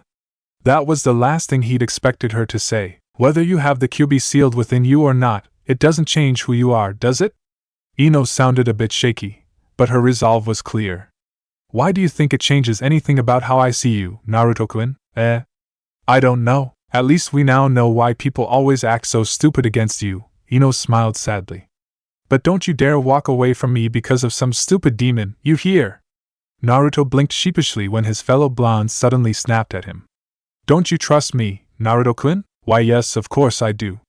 I've always..." "Then don't try to hide your pain from me." Ino kissed him on his cheek, making him blush like a man. "Why you don't mind me being a Jinchuriki?" I was afraid that you were always a Jinchuriki. And I've always liked you. So why would I change my mind now that I know?" Ino cuddled up against him. "I'm not letting go of you that easily, Naruto-kun." "Thank you, Ino-chan. Starting today, all of you are real shinobi, but you are still only genin. The hard journey that lies ahead has just started." Now, you will soon be assigned to take missions that help the village. So, today we will create the 3-man teams, and each team will have a Jonin sensei. Irika lectured the remainder of the students of their class, meaning those who passed the final examinations. Those who did not pass would either drop out or attend the academy for another year. You will follow your sensei's instructions in order to successfully complete your missions and, "Hey, Naruto-kun," Ino whispered. She sat next to him, and was rather excited the moment Irika started about their teams. "Wouldn't it be great if we ended up in the same team?" "It sure would, Ino-chan." Naruto gave his trademark foxy grin. "Who'd be our third teammate?" "Next is Team 7, Irika continued. "Haruno Sakura, Sai, and Uzumaki Naruto." "No!" Naruto and Ino groaned. "Well, Irika-sensei, why can't I be in a team with Ino-chan?" Naruto exclaimed. "Because we tried to balance each team's strength," Naruto, the Chunin sighed. "That is why we carefully select the 3 people that form a genin team. If we do not balance the teams properly, people might die, so just accept it that you won't end up in the same team as your girlfriend." That shut up both blondes, who now blushed equally furiously. To Naruto's disappointment, and in hindsight it was so damn obvious that he should have known, Ino ended up in Team 10, with Shikamaru and Choji.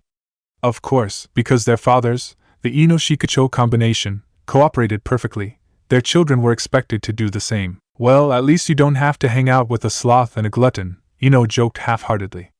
"Sai is good-looking, even though his demeanor is rather creepy, and we both know Sakura very well." "Yeah, I'm going to suffer a lot of concussions." Naruto sighed. "I hope that Kakashi guy is going to be able to restrain her." "Restrain you, you mean?" Ino giggled. "At least I've got the son of the Hokage as my team's sensei," she said, not knowing that she was speaking to the son of another Hokage at that very moment. "I guess I'll be the stronger one, if I get a better sensei." "Dream on, Ino-chan," Naruto grinned. "I'm the one who's gonna be Hokage, believe it." "You've got your kunai?" "Yeah, the shuriken? You know I don't use those." "I think you didn't pull your." "Ino-chan, I'll be fine." "Stop fussing about me," Naruto smiled. "I'll kick ass. I'll make that Niji pay for what he did to Hinata-chan." "I'm almost getting jealous," Ino pouted. "The way you're talking about Hinata, then again, I was there. I saw that battle. That stupid clan crap was no reason to beat up Hinata-chan like that," Naruto scowled. "She could have died. I don't. Promise me, Naruto-kun, that you don't get hurt like that." Ino grabbed him by his wrist, but oddly enough, refused to look at him while she talked. "Ino-chan," Naruto gently put a finger under her chin, forcing her to look up. "I trained with Ero-sennin for a month. I'm going to whoop that guy's ass, that's a promise. And I'll try not to." He got silenced when Ino hugged him, tight enough to make his bones feel like they reached the point where they'd crack. The slight discomfort was vastly compensated by the fact that he was holding Ino this close. 13 or not, this was not a bad feeling, not bad at all. Just be careful, okay? Not just for Niji, but also for Gaara. What he did to Lee. "I'll win, Ino-chan," Naruto boasted, although he was not completely sure about it. "Gaara has less tails than I have, right?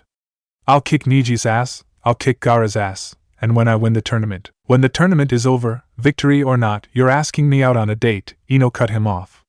"Promise me." "I promise, Ino-chan." "So you can't end up in the infirmary." "No infirmary, and no ramen." "What? No ramen?" He looked at her, his eyes spurred wide open due to the horrible thing she just said. "But Ino-chan, ramen is the food of the gods. I want our first real date to be at a real restaurant." Ino laughed. "I like Tuchi-san and Ayam-san too, but that's no place for a date." "What does it matter where we eat?" Naruto muttered with mock reluctance. "As long you're there, I'm happy." He had no idea what it was about what he had said, but Ino kissed him like she had never kissed him before. The only thought that hovered through his brain, while it was having a nuclear breakdown, was, "I gotta say that again." One rooftop away, Jiraiya of the Sannin was hastily scribbling down notes for the last novel he published before leaving Konoha after his dispute with a certain Senju. "That woman is the person we're looking for? Is she really 50 years old?" Naruto squinted, looking at the rather well-endowed blonde woman whom Jiraiya had called Tsunade. Jiraiya had said she could change her looks, but it seemed rather weird that an old woman like that, old compared to his 13 years of age at least, could look so pretty. "She definitely beats Yuriko Basin in the chess department. Is that why Ero-sennin is so crazy about her?" Jiraiya and the woman, as well as her black-haired attendant, exchanged some banter, before Jiraiya suddenly asked her. "To tell you the truth, Kanahigakure has issued a request for you to be the Godame Hokage. Just filling his mouth with food, Naruto nearly choked. What the hell was the old man saying? The Sandaime has. It was Orochimaru's work. I heard, he told me. The big snake guy? He's the one who killed Jizan. Naruto jumped up. Who the hell is the bastard? He was with us, members of the Sannin. I told you that while we were traveling, Jiraiya explained, glaring at Naruto for interrupting the talk he had rehearsed. What the hell? Naruto blurted out. Weren't the Sannin from Konoha? Jiraiya nodded. Then why? Who is this boy? Tsunade mumbled. He is Uzumaki Naruto, Jiraiya, for some odd reason that Naruto did not understand, smirked. Probably because he was the Jinchuriki, Naruto guessed. That was likely also why Tsunade reacted visibly, not that Naruto could care less at this point. Hey! How come she gets to be the Hokage? He pointed at the big-chested woman. Quiet kid, Jiraiya shut him up. So, he turned to Tsunade. What's your response? Impossible, Tsunade sighed, after a short silence. I decline. I remember you saying the same thing whenever I asked you out, Jiraiya smiled. Huh! I thought you said we came here to talk to her, but what's going on? Naruto's limited amount of patience had run out. You just wanted her to come back to the village so that she could check on Kakashi-sensei's and Lee's health, right? Yet you asked her to be our Hokage? And she declined. He didn't understand this situation anymore. Don't worry so much, brat, Jiraiya shrugged. This person here, Tsunade, is the only person who can become the Godame Hokage. She was the one who brought us victory during the war, and no one has been able to acquire her jutsu. Also, Tsunade is the granddaughter of the Shodai Hokage, so she is the most appropriate person for the position, Jiraiya explained calmly. And if she becomes Hokage, she'd be back in the village, where she could heal those who have gotten injured during the invasion. It was a decision made by the top members of Konoha, so you have absolutely no say in this matter, brat. Jiraiya, this kid seems worse than your previous apprentice. In terms of looks, speech, and intelligence, Tsunade smiled. What's that supposed to mean? Quiet down, brat. It's tough for anyone to be compared to the Yondaime. Jiraiya shocked Naruto with the revelation that the infamous Yondaime had been his previous apprentice. Was this why he had taken care of Naruto? Because his previous apprentice had sealed the Kyuubi within him? But even the Yondaime died quickly, Tsunade said coldly. He gave up his life for his village. Life is different from money. It can't be gambled with. Whoever puts it at risk so easily is a fool. My grandfather and the Nidaime both focused too much on bringing peace to our home, more than anything else. But as a result, they just died in the middle of their dreams, like losers. You've changed a lot, Jiraiya had shed his foolish demeanor. I don't know what you've been thinking all this time, but I'd say you are gravely mistaken. Well, I'm already in my 50s, Tsunade retorted calmly. Age changes people. It's the same for Sarutobi-sensei. No wonder he died, because he was too old to live in his dreams. If Naruto didn't get as mad as he did, he might have noticed how Jiraiya glared at his former teammate. Being Hokage is a fool's job, Tsunade added insult to injury. With a loud clatter, Naruto jumped over the table, ready to hit the older blonde with, and he was held back by Jiraiya before his fist could hit her. Let me go, don't you realize we're at a bar? Jiraiya sighed. I don't give a damn. Naruto snapped. I can't forgive anyone that says bad things about Jizan and the Yondaime. I don't care, even if she's an old woman, I'm still going to kick her ass. You've got some guts to say such things to me, boy. Tsunade leaned towards Naruto. Let's take this outside. Tsunade-sama? Her attendant tried to stop her, but Tsunade did not listen. Jiraiya only shook his head, but otherwise did not interfere. Once outside, she only made Naruto's anger spiral even further out of control by taunting that she'd only need one finger in order to beat him. The way she caught his kunai, disarmed him, and sent him flying with only one flick of her finger was even more vexing. Hey kid, I'll ask you one thing before you pass out. Tsunade just stood there, watching him getting back on his feet. Why do you get so worked up just by hearing the word Hokage? Unlike you, I really want to become Hokage. Because it's my dream to become Hokage. Naruto tried his best to smile tauntingly, trying to look tough despite the giant headache he now had. Seriously, how could someone put so much strength in just one finger? Wide-eyed, shocked as if she witnessed a ghost, Tsunade stared at him. It was just the opportunity he needed. As quick as he could, he went through all the steps that Jiraiya had taught him on the way there, forming a ball of dense, swirling chakra in the palm of his hand. Tsunade saw no other option than smashing her finger into the ground, with such a ridiculous force that it created a fissure in the ground. Losing his footing, Naruto fell forward, his Rasengan smashing into the soil. Even Jiraiya gasped at the explosion that followed. Perhaps he should have kept a closer eye on the boy, rather than wasting his time on information gathering in the brothels they passed. The Yamanaka had taught the boy a lot about Naruto's Achilles heel, chakra control.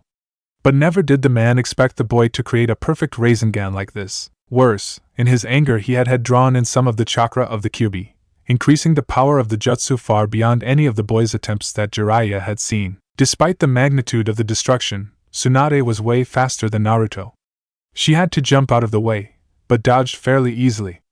Still, seeing that jutsu from the boy who looked so much like, who spoke the words of Jiraiya. What are you thinking?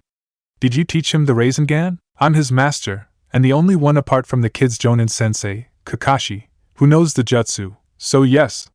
Jiraiya shrugged. He watched how Naruto struggled to get back on his feet. Kid, let me take a look at that. No, Naruto snapped. I don't go back on my word. I don't give up. I don't run away, Naruto growled, clutched the arm that had been severely injured by the exploding Rasengan. Oh, old woman, what the hell are you looking at, Tsunade-sama? Shizen ran to her master. Hey! This is a fight, Naruto protested. I'm not a joke, you baka. Tsunade did not respond, though. She only stared at his arm, his injured and bloody arm, with a sweaty and pale expression. Then he noticed the fear in her eyes, and looked once more at his own arm. It was a bit like Ino, the way she had looked at his injured body after his victory against Niji, only 1,000 times more intense. Kid, this fight is over, Jiraiya said calmly. I honestly never expected you to. I'm impressed you did that jutsu. But it was foolish to use it against an ally. She's afraid of blood, isn't she? Naruto blinked. Is that the bad past you talked about? She lost too much. Jiraiya decided to formulate it that way. Whenever she sees people injured and blooded, she tends to react like that. The trauma of losing her little brother, of losing her lover, it is too much. And you and the old geezers thought it to be a good idea to make her the Godane? Naruto deadpanned. Idiots. Kid, what are you doing? What does it look like I'm doing? Naruto bit back. I'm using my shirt to cover up my arm. I'm not going to let her give up because of something silly like a little blood. Naruto-san, Tsunade-sama can't. She'll heal my sensei and my friends. Naruto huffed. If I gave up now, I'd fail my friends. She might not care about anyone other than herself, but I'm not going to wail in self-pity even when I fall apart. I'm still going to fight for my precious people. Even if it means I die. That's what Jizan taught me. Tsunade flinched at his words, but could not refute them. The fact that Shizen kept an awkward silence made it even worse for her. Why? Tsunade forced the words out of her throat, trying to do her best to ignore Orochimaru's deceitful offer. Why would you want to go that far? I told ya. I'm going to become Hokage, and protect everyone I care about. Naruto finished tying his shirt around the bleeding arm. Why would I not go at least this far? The Yondaime gave his life to protect Konoha, and died sealing the Kyuubi within me. I'd be a freaking moron if I threw away his sacrifice like that. Jizan basically did the same thing. He gave his life to protect the village he loved. And I won't let you insult the memory of those who have died for Konoha. For all your big words, you're acting awfully skittish, Tsunade frowned. What's going on? And why those flowers? By the looks of it, I think Naruto-kun has a girlfriend. Shizen snickered cutely. Jiraiya briefly considered how she'd look with less clothes, though quickly discarded that idea. Tsunade would instantly murder him if she saw him look at the younger woman whom she had practically raised as her daughter. See, he's already blushing, Shizen continued teasing, oblivious to Jiraiya's short train of thought. Ooh, that pretty little Yamanaka girl? Jiraiya grinned. Nice catch, brat. That girl is going to be a real looker in a few years. Her mother was definitely nice, if his impeccable babe memory served him right. A Yamanaka? They're quite feisty, so watch yourself, kid, Tsunade laughed. And don't ever think you can cheat on a Yamanaka and get away with it without getting your mind blown apart. Do I have to bust my arm again to get you to stop teasing me, Bachan? Shizen Nichin and Ero-sennin are bad enough already, Naruto whined. Yes, I collected flowers for Ino-chan. Yes, I'm supposed to ask her out on a date once I'm back in the village. And yes, that's freaking me out. That was already obvious. Tsunade ruffled through his spiky blonde hair. You really are a weird brat. I suppose that is why Jiraiya took you as an apprentice.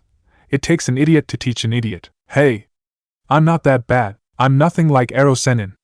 Naruto agreed with his teacher. And I don't write those crappy porn books either. Ino-chan would kill me if I did something that perverted. You know, she might like it if you did something perverted. To her? Jiraiya suggested with a wicked smile, before screaming out in pain. Tsunade never held back when it concerned her perverted former teammate, especially when the entire scene remembered her about how he had tried to talk Nawaki into sneaking into the girl's side of the hot springs. All those years ago. They're kids, Jiraiya. How old were you and uncle when? Stay out of this, Shizen. Tsunade glared at the playful younger woman. The Senju hadn't seen Shizen this cheerful in a long time. Then again, the brat had an annoying talent to wriggle his way into your heart, and change you for the better. Or was it because he represented everything she had lost, that she thought that way about him? Tsunade couldn't tell. Kid, come here, eh? What's wrong, Bachan? Naruto squinted. I'm your Hokage, so don't second-guess my orders, Genin. Geez, not even back in the village and she's already pulling rank on me, Naruto sighed. What am I going to get beaten up for this time, Ba? Biba-chan? He blinked, confused when the older blonde leaned towards him and kissed him on his forehead. Thank you, Uzumaki Naruto, Tsunade smiled. It was a true and genuine smile, one which Naruto hadn't seen before. Too confused, he barely noticed that she had given him her necklace. You carry their dreams, Naruto. Become a good man. And a good Hokage, she wanted to add, but Naruto did not need to know she actually supported his dream. Then again, he had never known Nawaki or Dan. Roger. Naruto didn't know what else to say. Whose dream was he carrying? Why were Jiraiya and Shizen so flabbergasted? Even Taunton seemed to share the sentiment, as far as he could interpret the facial expression of the piglet. Without realizing, Naruto had inherited the dreams of the two people Tsunade had loved most. Whether Jiraiya had predicted this outcome or not was something Tsunade did not know, but in this case she was lenient, even if he had tried to manipulate her by using her feelings against her. Now, off to Konoha, Tsunade ordered. I'll make sure you'll get a table at a respectable restaurant, for you and your Ino-chan. You can do that? Wow, thanks Ba-chan, but if you keep calling me Ba-chan, Tsunade warned. You'll only get 2 seats at the local ramen booth. That's a horrible choice of words, Tsunade, Jiraiya facepalmed. She still had a lot to learn about how to control the boy, if she thought she could threaten him with ramen. Although the real key to controlling Naruto seemed to be in Ino's hands, and in the capable hands of Ichiraku Ramen. Ino pig, let go of Naruto! Sakura shrieked. We have to go now, Kakashi-sensei is waiting. Sakura, you know he is always late, don't you? Naruto said with a deadpan expression. We're safe for at least another hour. Yeah, I won't let him go before saying goodbye properly, Ino chimed in. Why don't you move along, forehead? Whatever, pig, Sakura rolled her eyes. But if Naruto isn't at the gates in 15 minutes, I'm going to pound him into the ground. Don't you dare to hurt my Naruto-kun. Ino blurted out, your Naruto-kun? Sakura blinked. Oh ho, so the date went that well? I really gotta thank Bachan for making sure I got those reservations, Naruto smiled happily. I'll be there when sensei arrives. Ino huffed as her friend walked away, turning to Naruto. So, you're Naruto-kun? He smirked. I just wanted her to shut up, Ino blushed furiously. I guess the second date is up to you then, Naruto laughed.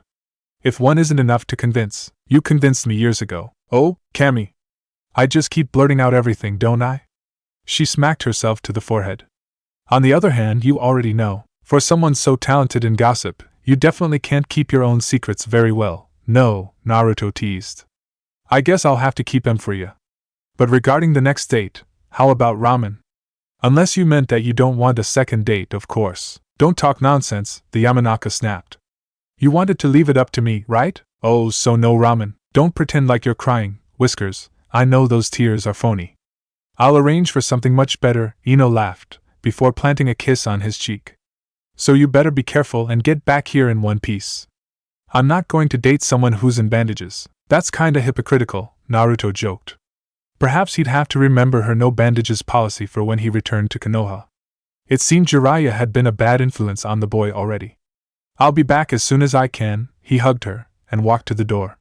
Don't want to keep my girlfriend waiting, right? He added, just before closing the door, not before seeing Ino's flabbergasted expression though. That definitely left him in a good mood. Although, he wondered whether she'd kiss him or kill him for leaving her like this. Why is Dickless so cheerful? Sai turned to Sakura, hoping she would know. As usual, he did not have a clue about human emotions. Ino-chan, Naruto agreed, startling both. Well, startling Sakura, to be more precise.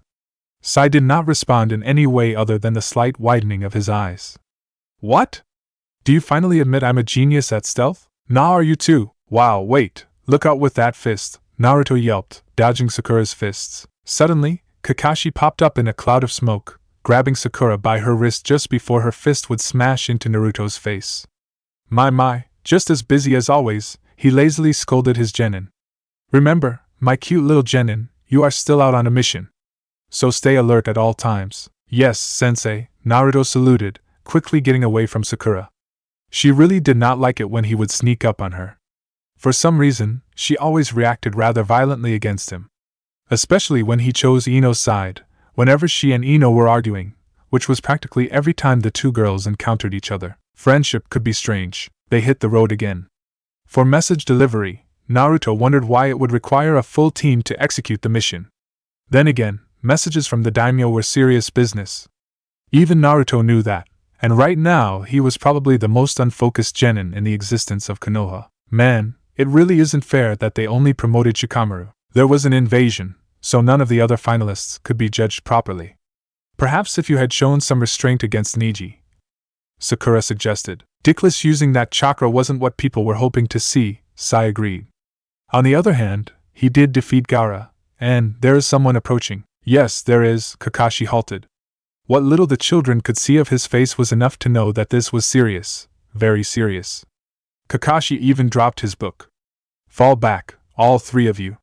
Go back to Konoha and get reinforcements. It is already too late for that, Sharingan no Kakashi, a deep, rough voice resounded.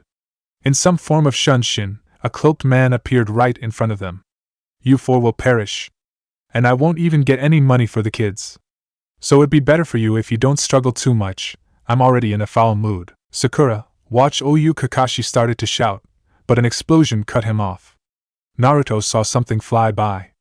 A spray of blood-soaked pink hair, and the sickening thumb of flesh hitting the ground. Naruto never even got the chance to scream in dismay, before he felt something hit his back. All sensations from his legs and arm were gone. For a moment, he wondered why he fell over. He wondered why he felt so odd.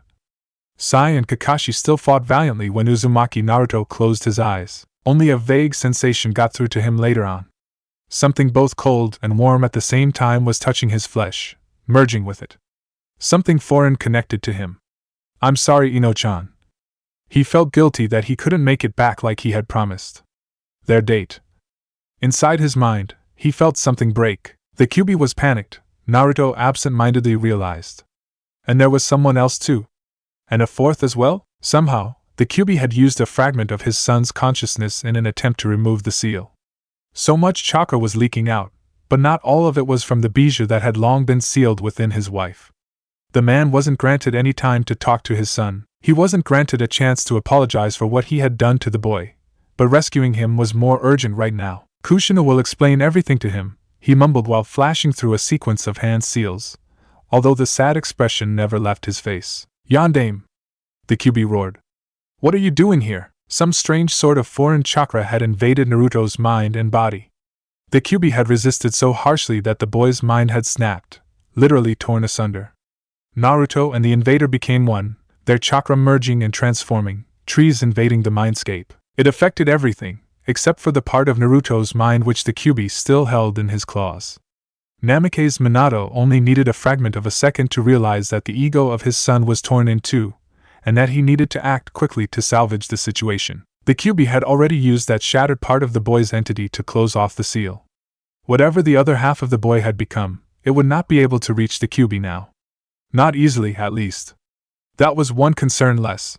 But the remainder of Naruto's mind had to be protected. The malicious chakra of the fox was already corrupting it, but Minato was faster. Those precious memories had to be protected.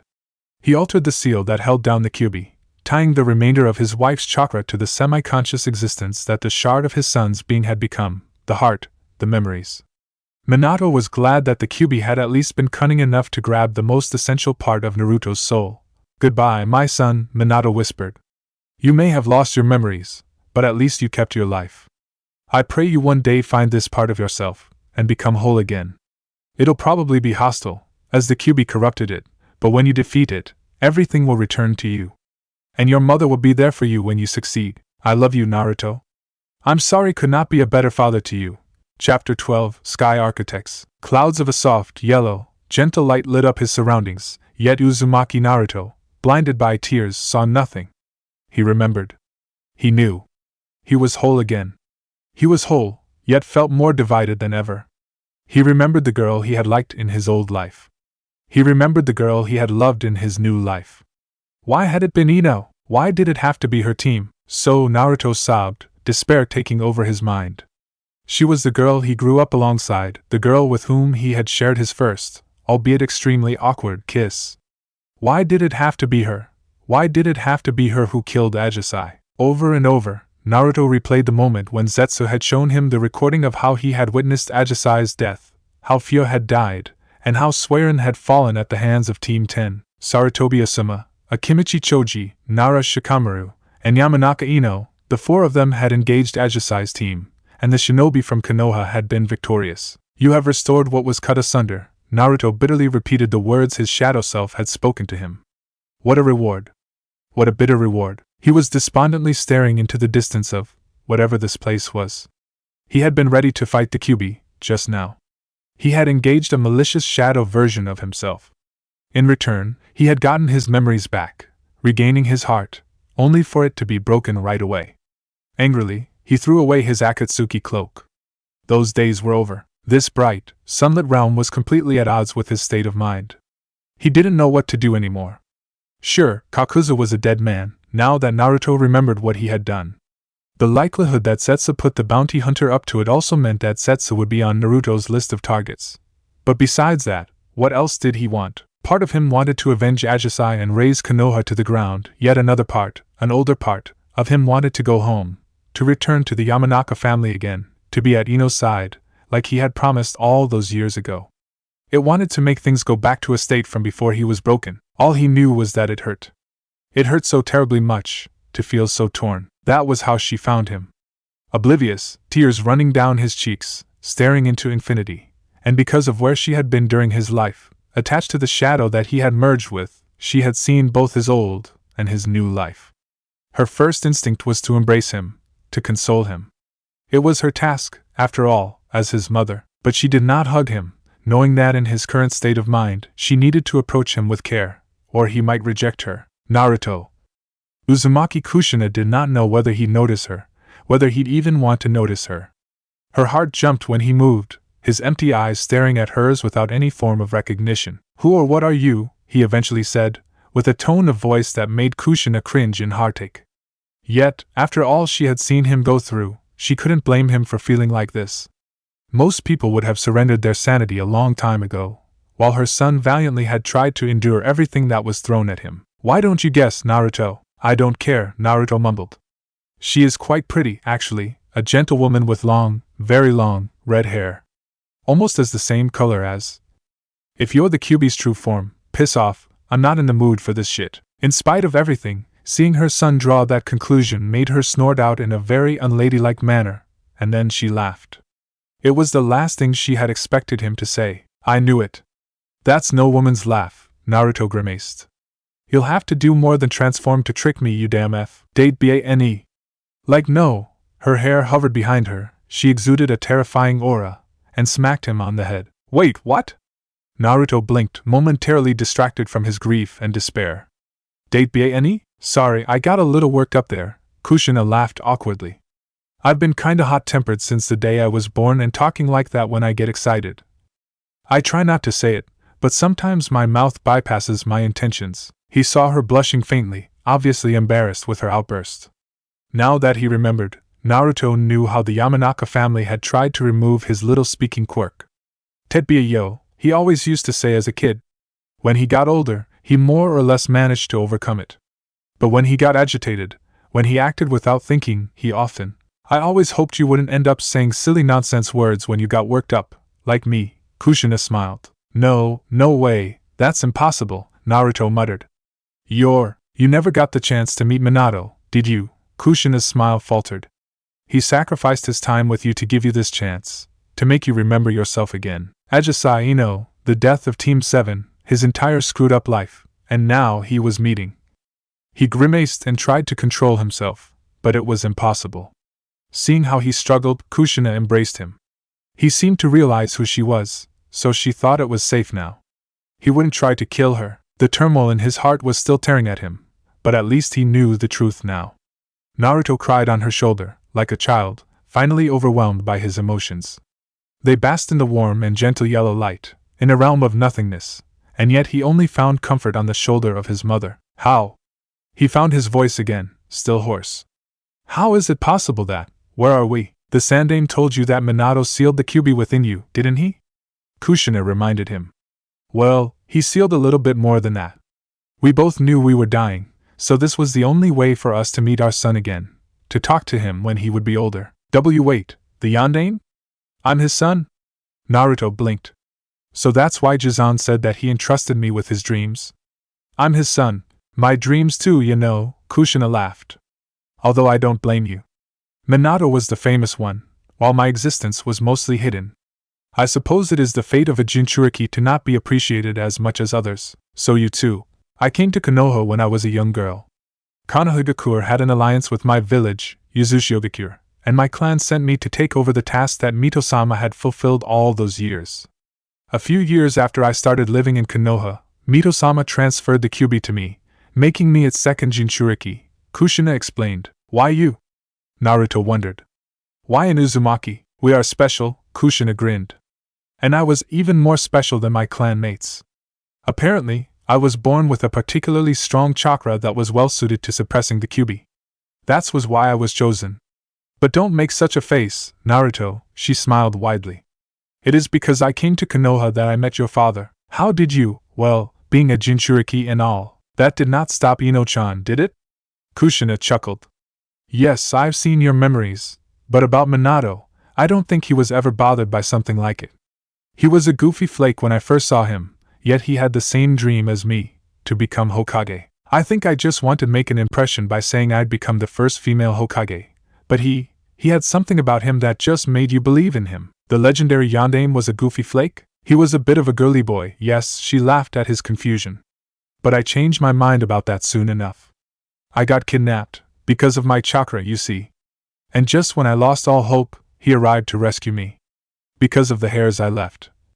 The hairs, he noticed. I've always hated my red hair, because it set me apart from everyone else, but ever since that day, I became proud of it.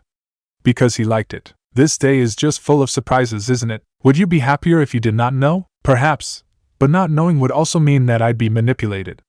Like how I was before I met Aji-chan, Naruto frowned. What happened to me? I remember Kakuzu attacking me and my team, which is probably why I hated his guts even while not remembering him. But the first thing after that is that I met Zetsu. Minato sealed. No, I think it is better if I start at the beginning.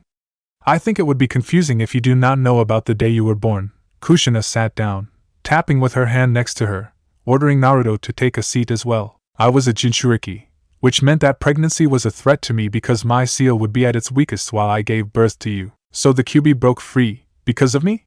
Naruto grimaced. No, don't blame yourself, because that was not what happened, Kushina urged him. If your birth had been all that happened, I would have been fine. Minato and the Sandaime took a lot of precautions, after all. But no one had expected that Uchiha Madara would be involved.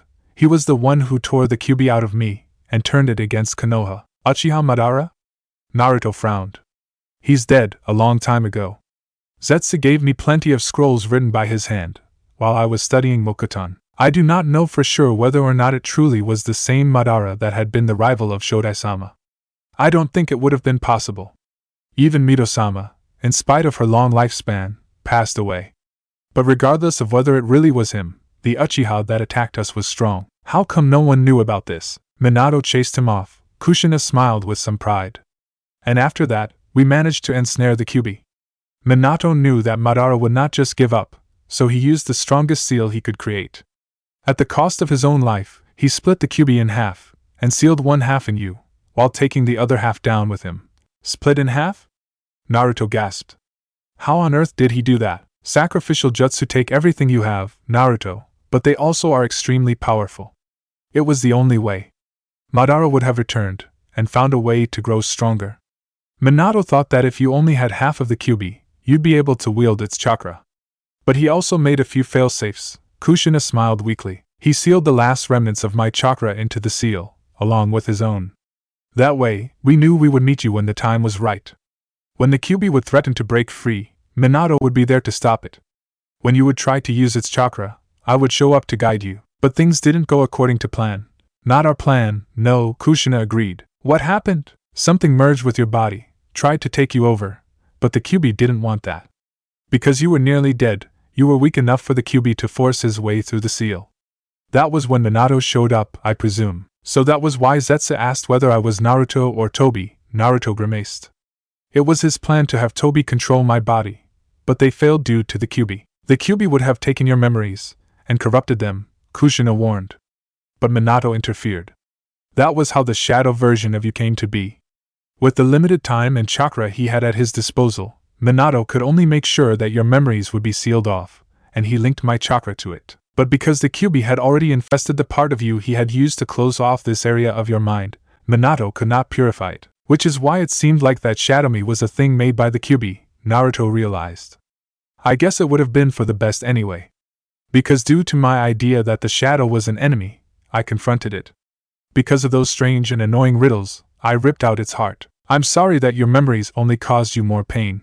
Ka-san, that's not your fault. If you had not remembered, then what Ino-chan did would not have. I dreamt of a life with Ajisai, and before that I dreamt of a life with Ino, Naruto admitted. We all build a world in dreams, our castles in the sky, yet it seems like everyone else only wants to tear down our dreams, to destroy our hopes. Having lost her husband, having died before she could even give her son his first meal, Kushina could not argue against him. Our world is built on shattered dreams. What will you do now?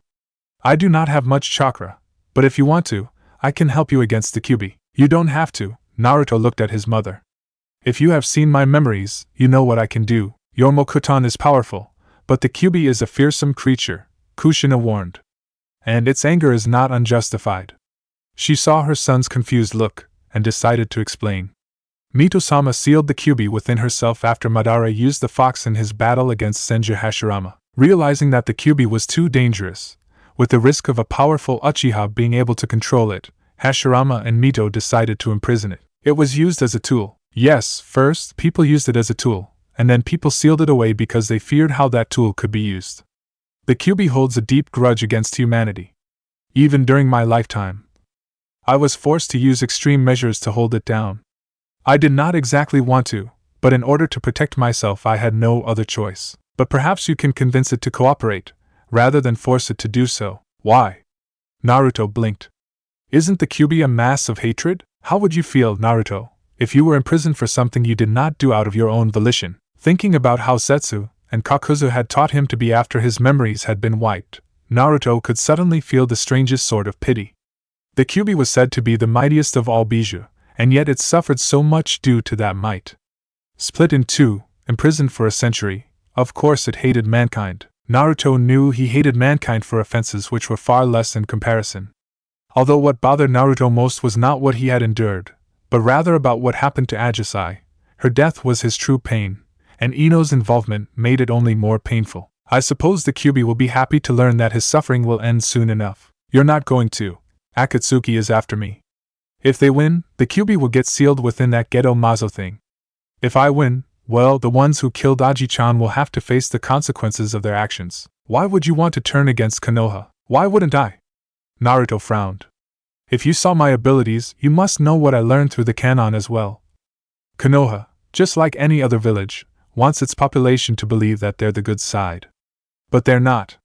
All the suffering this current system causes, all the pain, none of the hidden villages are good, Ka-san. If I die at Akatsuki's hands, the Kyuubi will be sealed. Otherwise, I will die trying to end the violence of our world. There will be no living tools anymore. So you will follow Pain's plan? His plan? Naruto laughed hollowly. His plan is to spread pain. He really doesn't understand. Sure, if the dangers of open warfare become too great, it might lead to a temporary false peace. But mankind won't learn. It won't stop. Pain is a lesson that can only be learned through love, and spreading pain because you lost your loved one is justified? Kushina did not like what her son was saying, not at all. For someone who claimed to have seen my memories, your understanding is quite poor. Naruto shook his head. No, if I can hear the suffering of mankind, I will be able to locate what causes it to suffer. I will eradicate those sources. I will remove what makes people suffer, so that they can cherish love, rather than suffer the pain of losing it. Blind hatred would have no foundation to stand on, if they do not lose their loved ones. I don't think that those who truly love would initiate war. The gap in their hearts, their greedy desires, would be filled with love. It might be too late for me, but if I can make this world only a little better, my efforts would not be in vain. If what I do can prevent parents from dying before they can get to know their children, I think my actions would be justifiable. If I can halt the chaos that traumatized people like Aji-chan, I will happily give up my life. Minato and I did not go through all that to see our son join us in the afterlife so soon, Kushina warned. You listen to me, don't you dare walk this suicidal road. Why not? Naruto countered. Why do you want me to continue living? So that I can make a family? The girl I loved was murdered. The girl I loved before is the one who murdered her. Tell me, what do I live for? Never give up, Naruto. Never lose hope. You are stronger than that. Don't give in to this despair. Smiling at his mother, Naruto once again shook his head. Why would I feel despair, Ka-san? Because of you, because of Dad, I know that there will be people waiting for me when I die. Death is not something bad for me anymore. Why would it be? All the people I love are there. I know better than most how my existence is nothing but temporary. You can't know what people you'll still meet, Kushina argued against his self-destructive point of view. You can't give up hope. You met Ajisai by pure chance. How can you say that you'd long for death when you don't even know how many bonds you still might form? How would you feel if Toussaint died, and you had to live on? I don't know, she eventually admitted. Do you really feel that strongly about Ajisai? After what Zetsu did to me, after how Kakuzu raised me to be, I never had much hope. I never felt much emotion, never mind understanding the emotions of others. Ajisai surprised me. She didn't care about where I was from, who I had been, or what I had done. She was simply content with me. Before I really understood what she felt, she had already made her way into my heart. I know that I'm a hypocrite, as I can see in the world around me how pointless it is to get attached to something temporary as an individual life. But Ajisai showed me the power of emotions, and you, Ka-san, showed me that our existence does not end, even if our earthly bodies disperse. That our emotions continue. I did not make idle promises to Ajisai. And what about Ino? Kushina scowled slightly. She knew very well how she felt about Minato. Losing that, but still, Naruto only knew Ajisai for a short time. And the first months Ajisai had kept her distance from Naruto as well, at first due to respect, but later due to something that most resembled worship. She had seen Naruto as some sort of demigod, an idol, who was far above her. It was irrelevant whether he was brought down to her level, or she elevated to his. The fact remained that they had fallen in love with each other in such a way that Ajisai's death had broken his fragile hopes. The exchange between the shadow Naruto and the real Naruto had, as she was tied to the first, enabled Kushina to see all that. All she could do now was hope that his grief would soften a little over time, and that he would find a new reason to live on. However, she also knew how much the situation around Ino confused him. Ino. I remember what I felt for her, Naruto hesitated. But I don't know what to think anymore. I saw it, Ka-san. I saw how Ino and her team killed Ajisai, Fu and Swearin. How am I supposed to forget that? How am I supposed to forget Ajisai? You can listen to Ino, when you meet her, Kushina supplied. Zetsu only showed you the parts of the recording that he wanted you to see. Perhaps something about the situation is. Ino did not seem to be a person who'd attack someone like that. There was something off about the situation, yes, Naruto admitted. But they were trespassing into Aim's borders. So it is only logical that they refrained from using too much chakra, as that would alert every sensor in the vicinity. At least listen to her, Naruto. Can you promise me to do that? I'd rather not be bound by promises, but fine. I promise that I'll listen to her. But if things are as they seem to be, his voice drifted off. Then what would he do? The new part of him wanted vengeance, while the old part hoped that Ino was somehow innocent. The inconsistency between his old and new selves was rather maddening. Kushina looked at her hand, noticing how it was slowly starting to fade. She was running out of chakra. Ka-san, Naruto saw it too. Before you go. I love you. Tears were stinging in her eyes, and she had to blink a few times to keep herself from crying. Closing the distance between herself and her son, Kushina grabbed Naruto and hugged him. I love you too, my son. I am so sorry. I wished I could have stayed longer. Me too. But thank you for being here when I needed you most. Naruto smiled sadly. You and Tusan, you too saved me. More than once.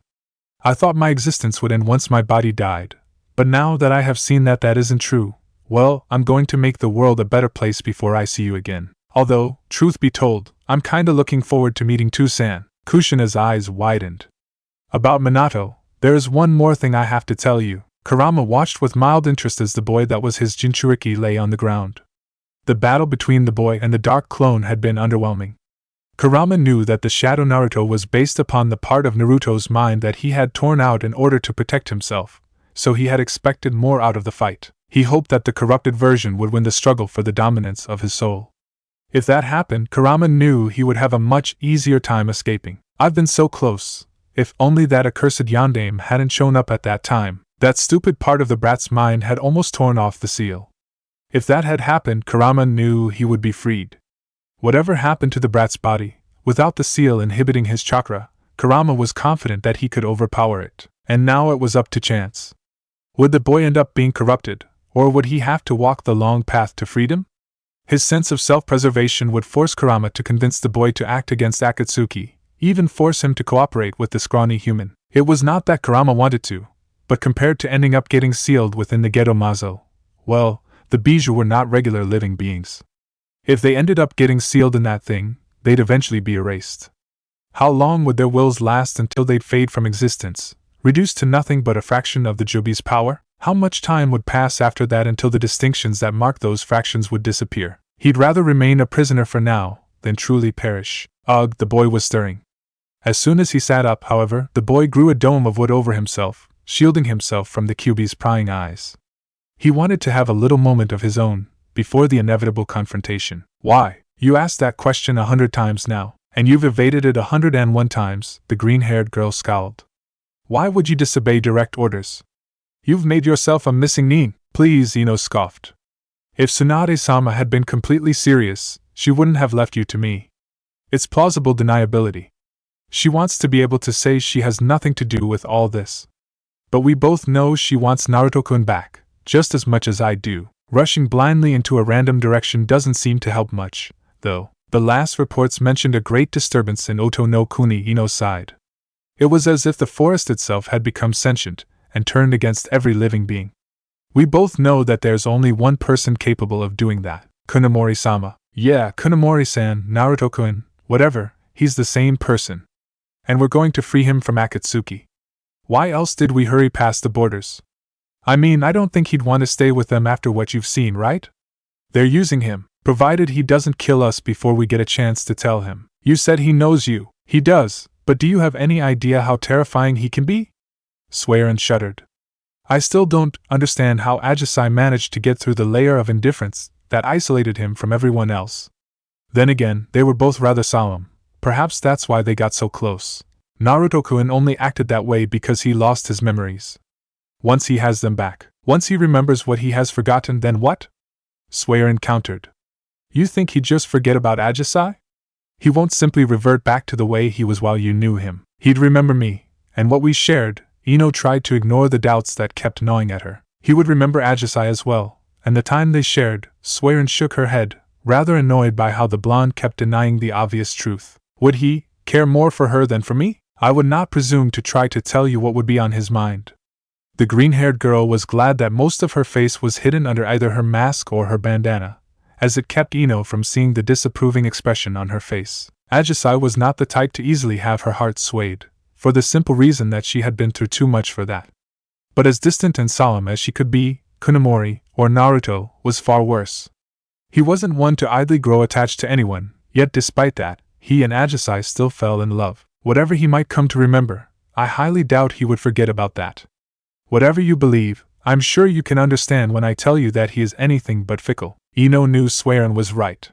She didn't want to hear it, but she knew that it was unlikely that he would just revert to her Naruto, even if he did remember his past.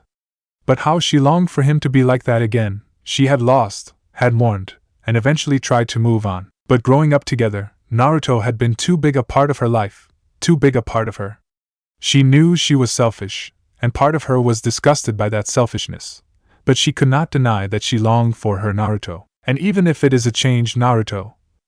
Ino sighed, not willing to continue that kind of opportunistic thought, and gestured swearing to keep moving. Why don't you remove my restraints? Asked the kunoichi, now technically a missing nin from Amigakure. We would be able to move faster, so that you can run away? Like hell I would, Ino shook her head. No, you're too valuable for me to take such risks. What if Zetsu finds us? If that happens, we're both dead, whether your chakra is suppressed or not. How comforting. Keep your sarcasm to yourself, Ino snapped. I'm not. Wait, what is? Why is the ring glowing? You stole Ajisai's ring? Swearin watched, with more than a little disgust, as Ino took the item from her pocket. What kind of scum steals from corpses? You'd be surprised how valuable corpses can be, little girl, a deep third voice answered before Ino could open her mouth. It was a lot to take in all at once. The sacrifices his parents had made were greater than Naruto had ever expected, ever had thought possible. Things were so much easier when I was still detached from everything. When viewing the world through the eyes of nature, death, life, none of it really mattered. And now, the more attachments I get, the harder it becomes to keep myself from falling apart. Still, I should count myself lucky that I now know that our earthly existence isn't everything. I mean, if Toussaint could summon the Shinigami itself, there must truly be something outside this realm of existence. A realm where Ka-chan is. Where Aji-chan is waiting for me, he sighed. He wasn't ready to confront the Kyuubi before facing his own emotions, letting all these pent-up emotions go, clearing his heart from the turmoil. He now knew what he had to do. Even if he considered his own life as forfeit, it was still a currency that could pay for a more peaceful world. It would not be a perfect world, as the world could never be perfect now that Ajisai had died, but at least he could aim for a world where the elemental nations wouldn't be in a state of constant covert warfare, with some breaks of open warfare. These petty differences would have to be put aside, by force, if need be.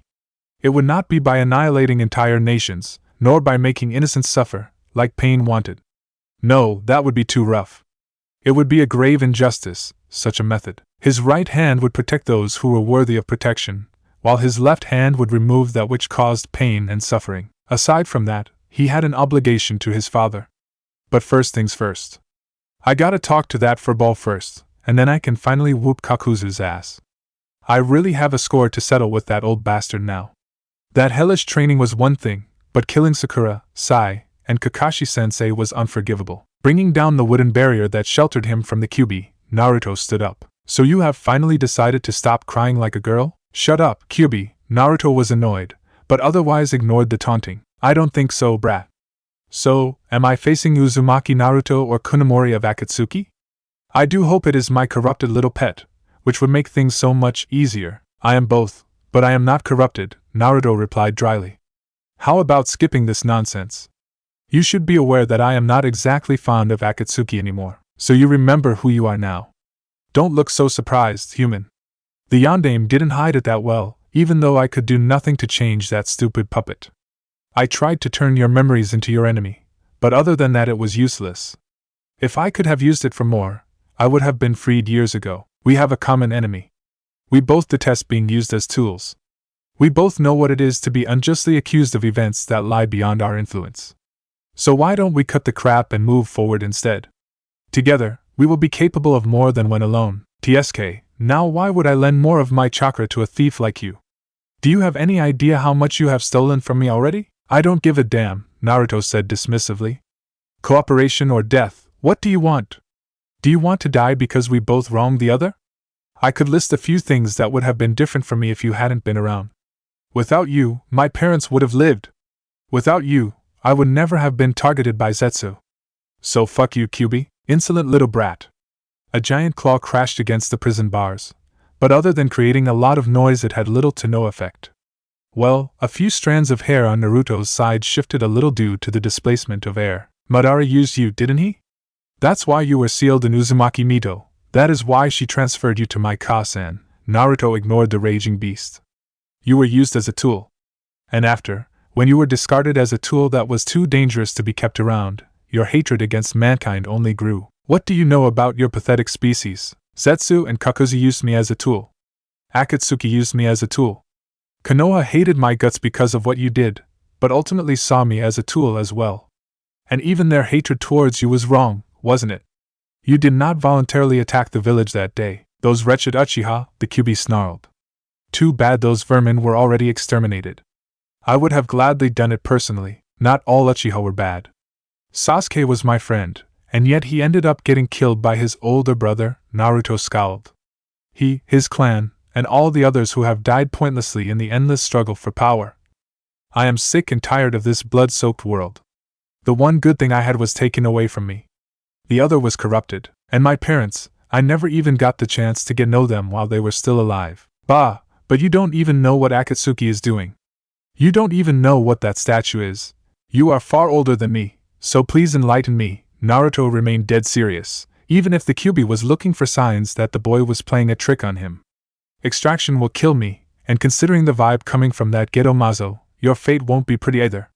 I can't say I am blameless. There is too much blood on my hands for me to say that I'm innocent. And I'm not big enough of a fool to think that being deceived by others is an excuse for my wrongdoings. But I do intend to put a halt to Akatsuki, now that I no longer am blind, and without knowing the bigger picture you are doomed to fail. You need me, brat. I do. And you need me, fox, Naruto retorted. And all this crap about 9 tails and fox, don't you have a proper name, like the Ichibi was named Shikaku? Do you honestly expect me to tell you my name when you are holding me a prisoner? What if I opened this cage? What would you do then? Naruto tilted his head slightly. Reading expressions was a trick Kakuzu had taught him right away. Knowing whether a target was desperate, irate, or confident was useful to know. Knowing whether or not your target would resist, or launch a desperate attack, was something that had saved Naruto's neck more than once in the beginning, at least. Naruto had soon become too strong for anyone other than S-ranks to harm him. The Kyuubi, however, wasn't so easily read. Naruto was confident that he'd be able to defeat the Bijou in a direct battle, but the Kyuubi was a cunning creature. If Naruto had to fight an outside opponent, while the Kyuubi would attack him here on the inside. Knowing whether or not he could trust the Kyuubi was important. He could not gauge the beast, though. Free me, you'd willingly open this cage, just to gain my trust? It seems the obvious thing to do, Naruto shrugged. With the properties of my Kekkei Genkai, I know I have a good chance at beating you. But that would be an empty victory. Stealing your chakra would be less effective. Pain is too powerful for me to be fooled by my pride, so I would prefer to cooperate with you. And after the battle against Akatsuki? What will you do with the Geto Mazo? Extract the other Bijou, and put that freaking thing somewhere where no one would ever find it, or destroy it if that's possible. The true danger of that statue is far greater than you can imagine. Pain said that it would fuel a jutsu strong enough to wipe out entire villages. He wants to use it to force the world into peace. That only shows that the fool knows nothing. Whether he has the Rinnegan or not, he will never be able to control the Jubi. Jubi. Naruto's eyes widened in shock. I've never heard of. The Jubi is a combination of the chakra of all 9. Of me and my brethren only the Jubi is incomparably stronger. The old man captured it, but even he struggled to contain it. That was why he created the 9 of us out of the Jubi. That accursed statue is merely a remnant of what was left, a husk. It hungers for our chakra, and when it is complete, it won't be just one village that will be left destroyed. Once it is complete, the Jubi cannot be stopped, cannot be resisted. It would reshape the face of the earth according to its wishes. So, Pain must be unaware, or he was lying to me. Naruto was worried about the implication. He seemed like a fanatic to me, not someone who'd lie. At least, not like that. He was trying to recruit me for his goals. Perhaps he had seen how Zetsu tried to hide me from. Wait, could it be that Pain is being manipulated too? That he doesn't know? Unless that fool wants to destroy the world, that would be a likely scenario. But whether he is a tool or a fool, it changes nothing about what he has done. And what he intends to do, correct, Naruto sighed. Just like nothing will change the fact that I led poor Fu to her death. Damn it! It pisses me off that they've used me like that. Setting me up against my own kin. The Kyuubi frowned when he saw Naruto's frustration. The fox knew better than most that Naruto had little trouble with the act of murder, at least the Naruto he had become after his death. But reassembled, the boy had elements of both. The detached view on the world diminished the boy's naivety, while his idealism removed the cold and sharp edges of his bounty hunter state of mind. Open the cage, and I'll tell you my name. Fine, Naruto grumbled. From what Kushina had told him, Naruto was to have met his father the moment he had tried to remove the seal that locked the prison that held the Kyuubi. Sadly, Minato's chakra had already expired due to his intervention on the day when Zetsu had nearly taken over his mind and his body, and the Kyuubi had nearly broken free. Still, in spite of it all, he held this foolish hope. A hope that turned out to be false. No legendary yondaime came flashing down into the scene. The moment of disappointment distracted Naruto. It was a moment which the Kyuubi happily exploited. What the hell? Naruto sputtered, after having been blown away by the creature's claw. So the word of a bijou is as empty as that of a human?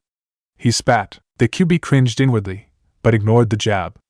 Even if he could find himself respecting the boy's mentality and goals, he still wouldn't just simply cooperate with a measly human like Naruto. Creating the canon was something I used the Kyuubi's chakra for.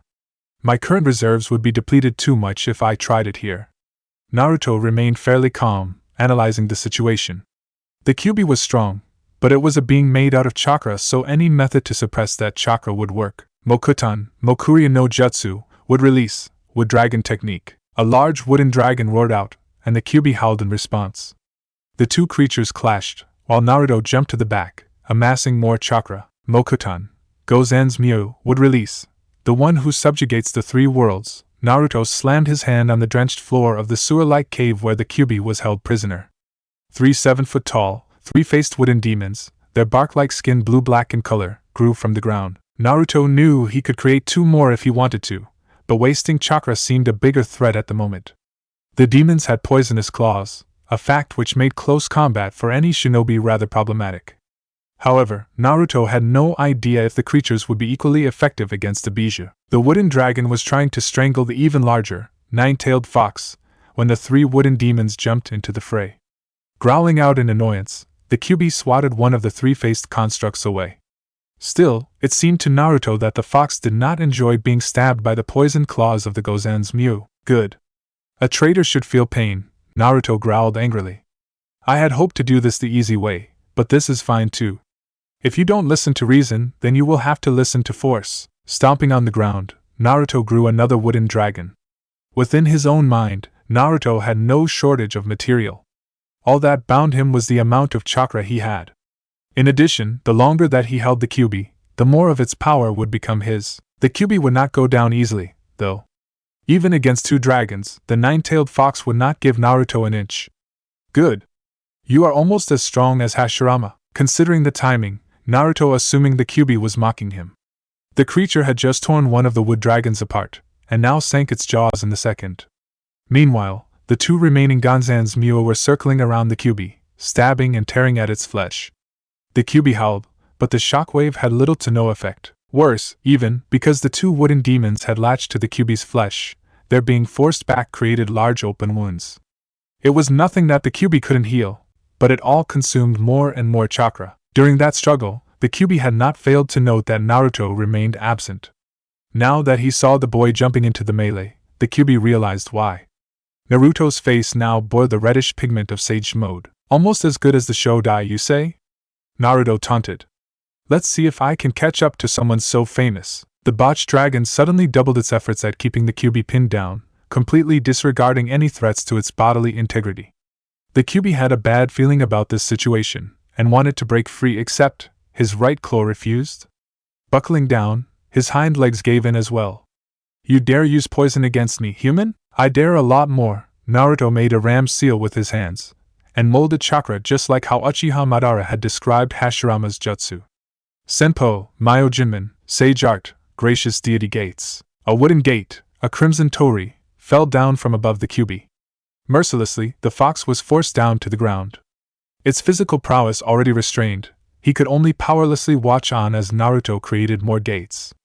9 smaller ones to pin down each tail, 4 bigger ones, but still smaller as the first one that held down his torso, pinned down the Kyuubi's limbs. Rendered immobile, the Kyuubi realized he still had one way out, but the Bijudama was not something he was willing to use, not anymore. Excellent. What? You did not think I would just freely lend my chakra to a weakling, did you? The Kyuubi chuckled.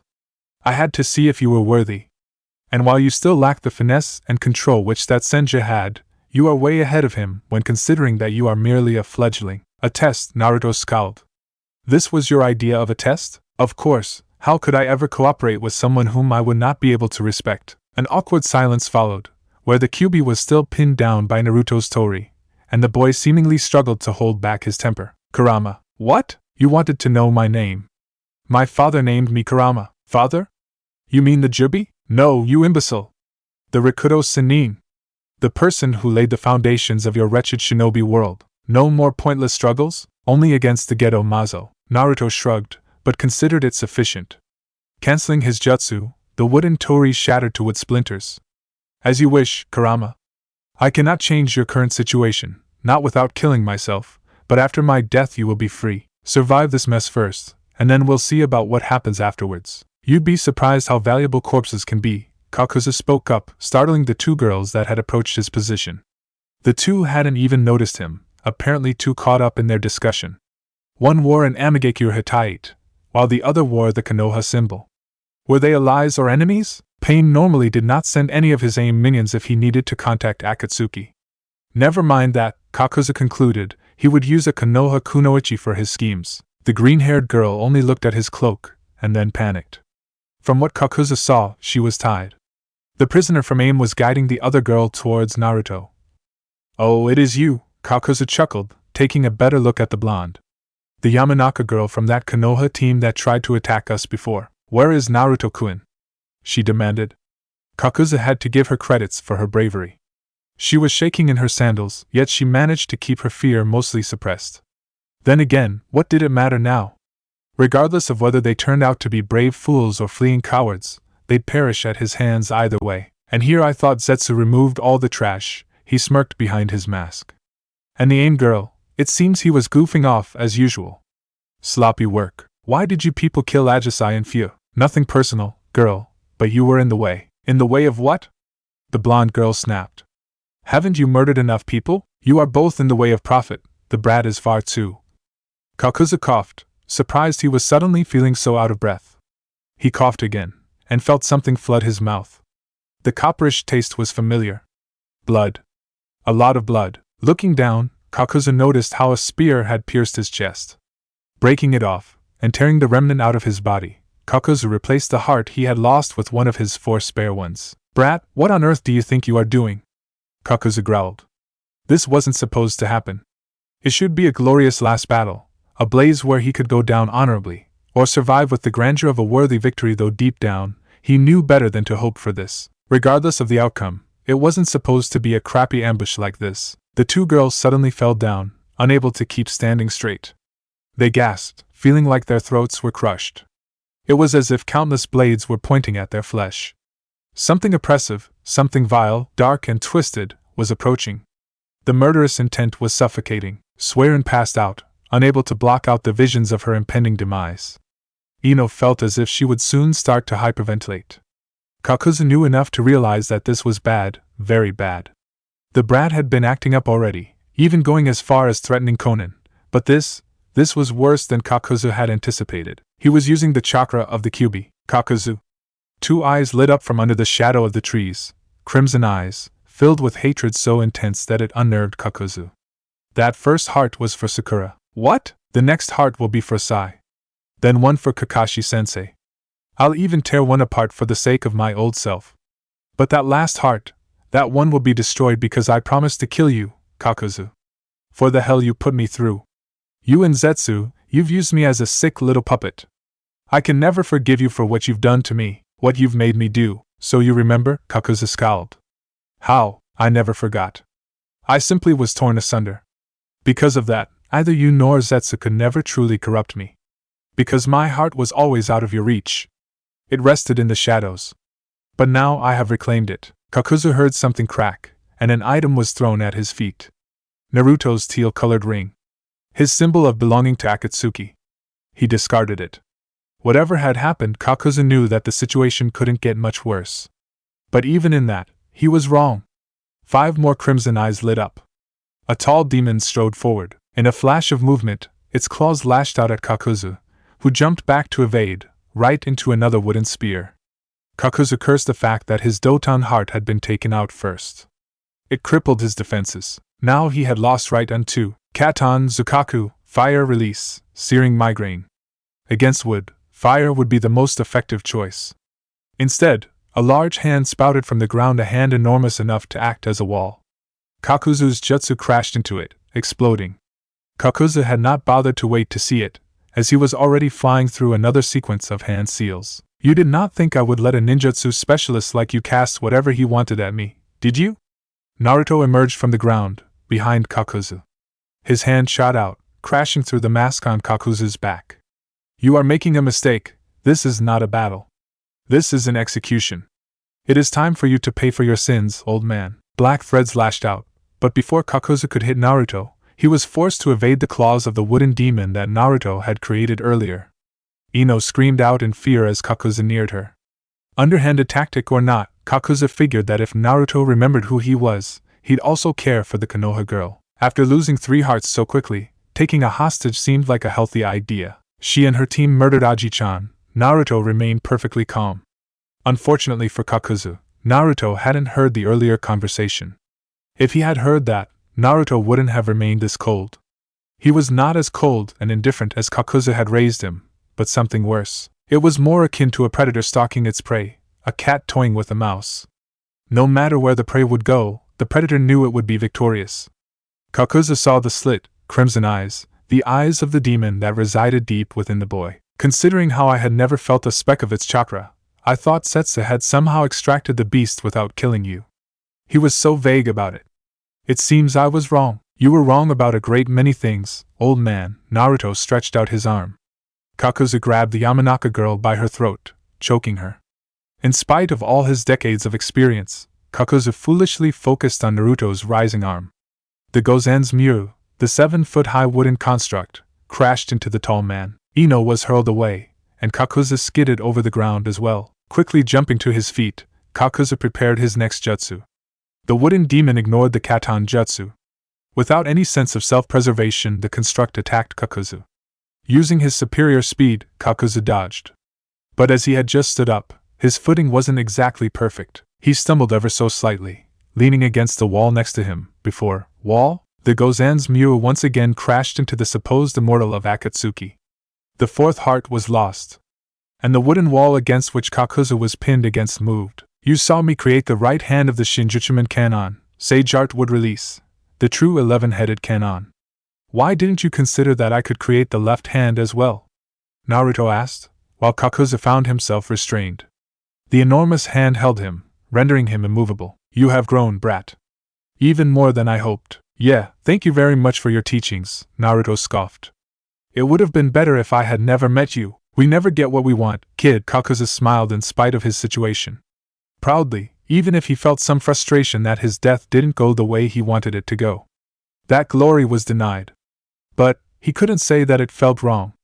This was the shinobi way, a fitting end. We build castles in the clouds, dream our dreams, and yet this accursed world is more akin to a nightmare. No, I agree that we don't ever get what we want, Naruto said with a soft and menacing tone of voice.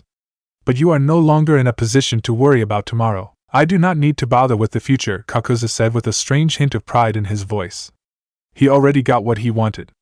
The boy was not perfect, not quite up to par with Hashirama, as he was still too arrogant and emotional to be perfect, but he was the best successor he could have wished for. Perhaps my defeat was inevitable, but still, perhaps I should have tried harder. But to die at the hands of the strongest is an honorable end. Naruto knew the man would feel the poisonous chakra seep through his body now. He would corrode from the inside out. The thorns on the left hand's palm had long since pierced Kakuzu's flesh. I perished today, but my legacy will continue. Naruto. You are the strongest. Naruto scowled and turned around. The 5th heart had stopped beating, yet Naruto felt none of the satisfaction that he had thought he'd feel. Kakuzu's pride had soiled his vengeance. Don't let yourself be fooled by your desire for revenge, brat. Defying irony, Naruto mentally frowned, hearing that particular advice from a being that was supposedly hatred incarnate. 1 down, 2 to go. Ino-san, you should never have come here, after what you did to Aji-chan. And Naruto-kun?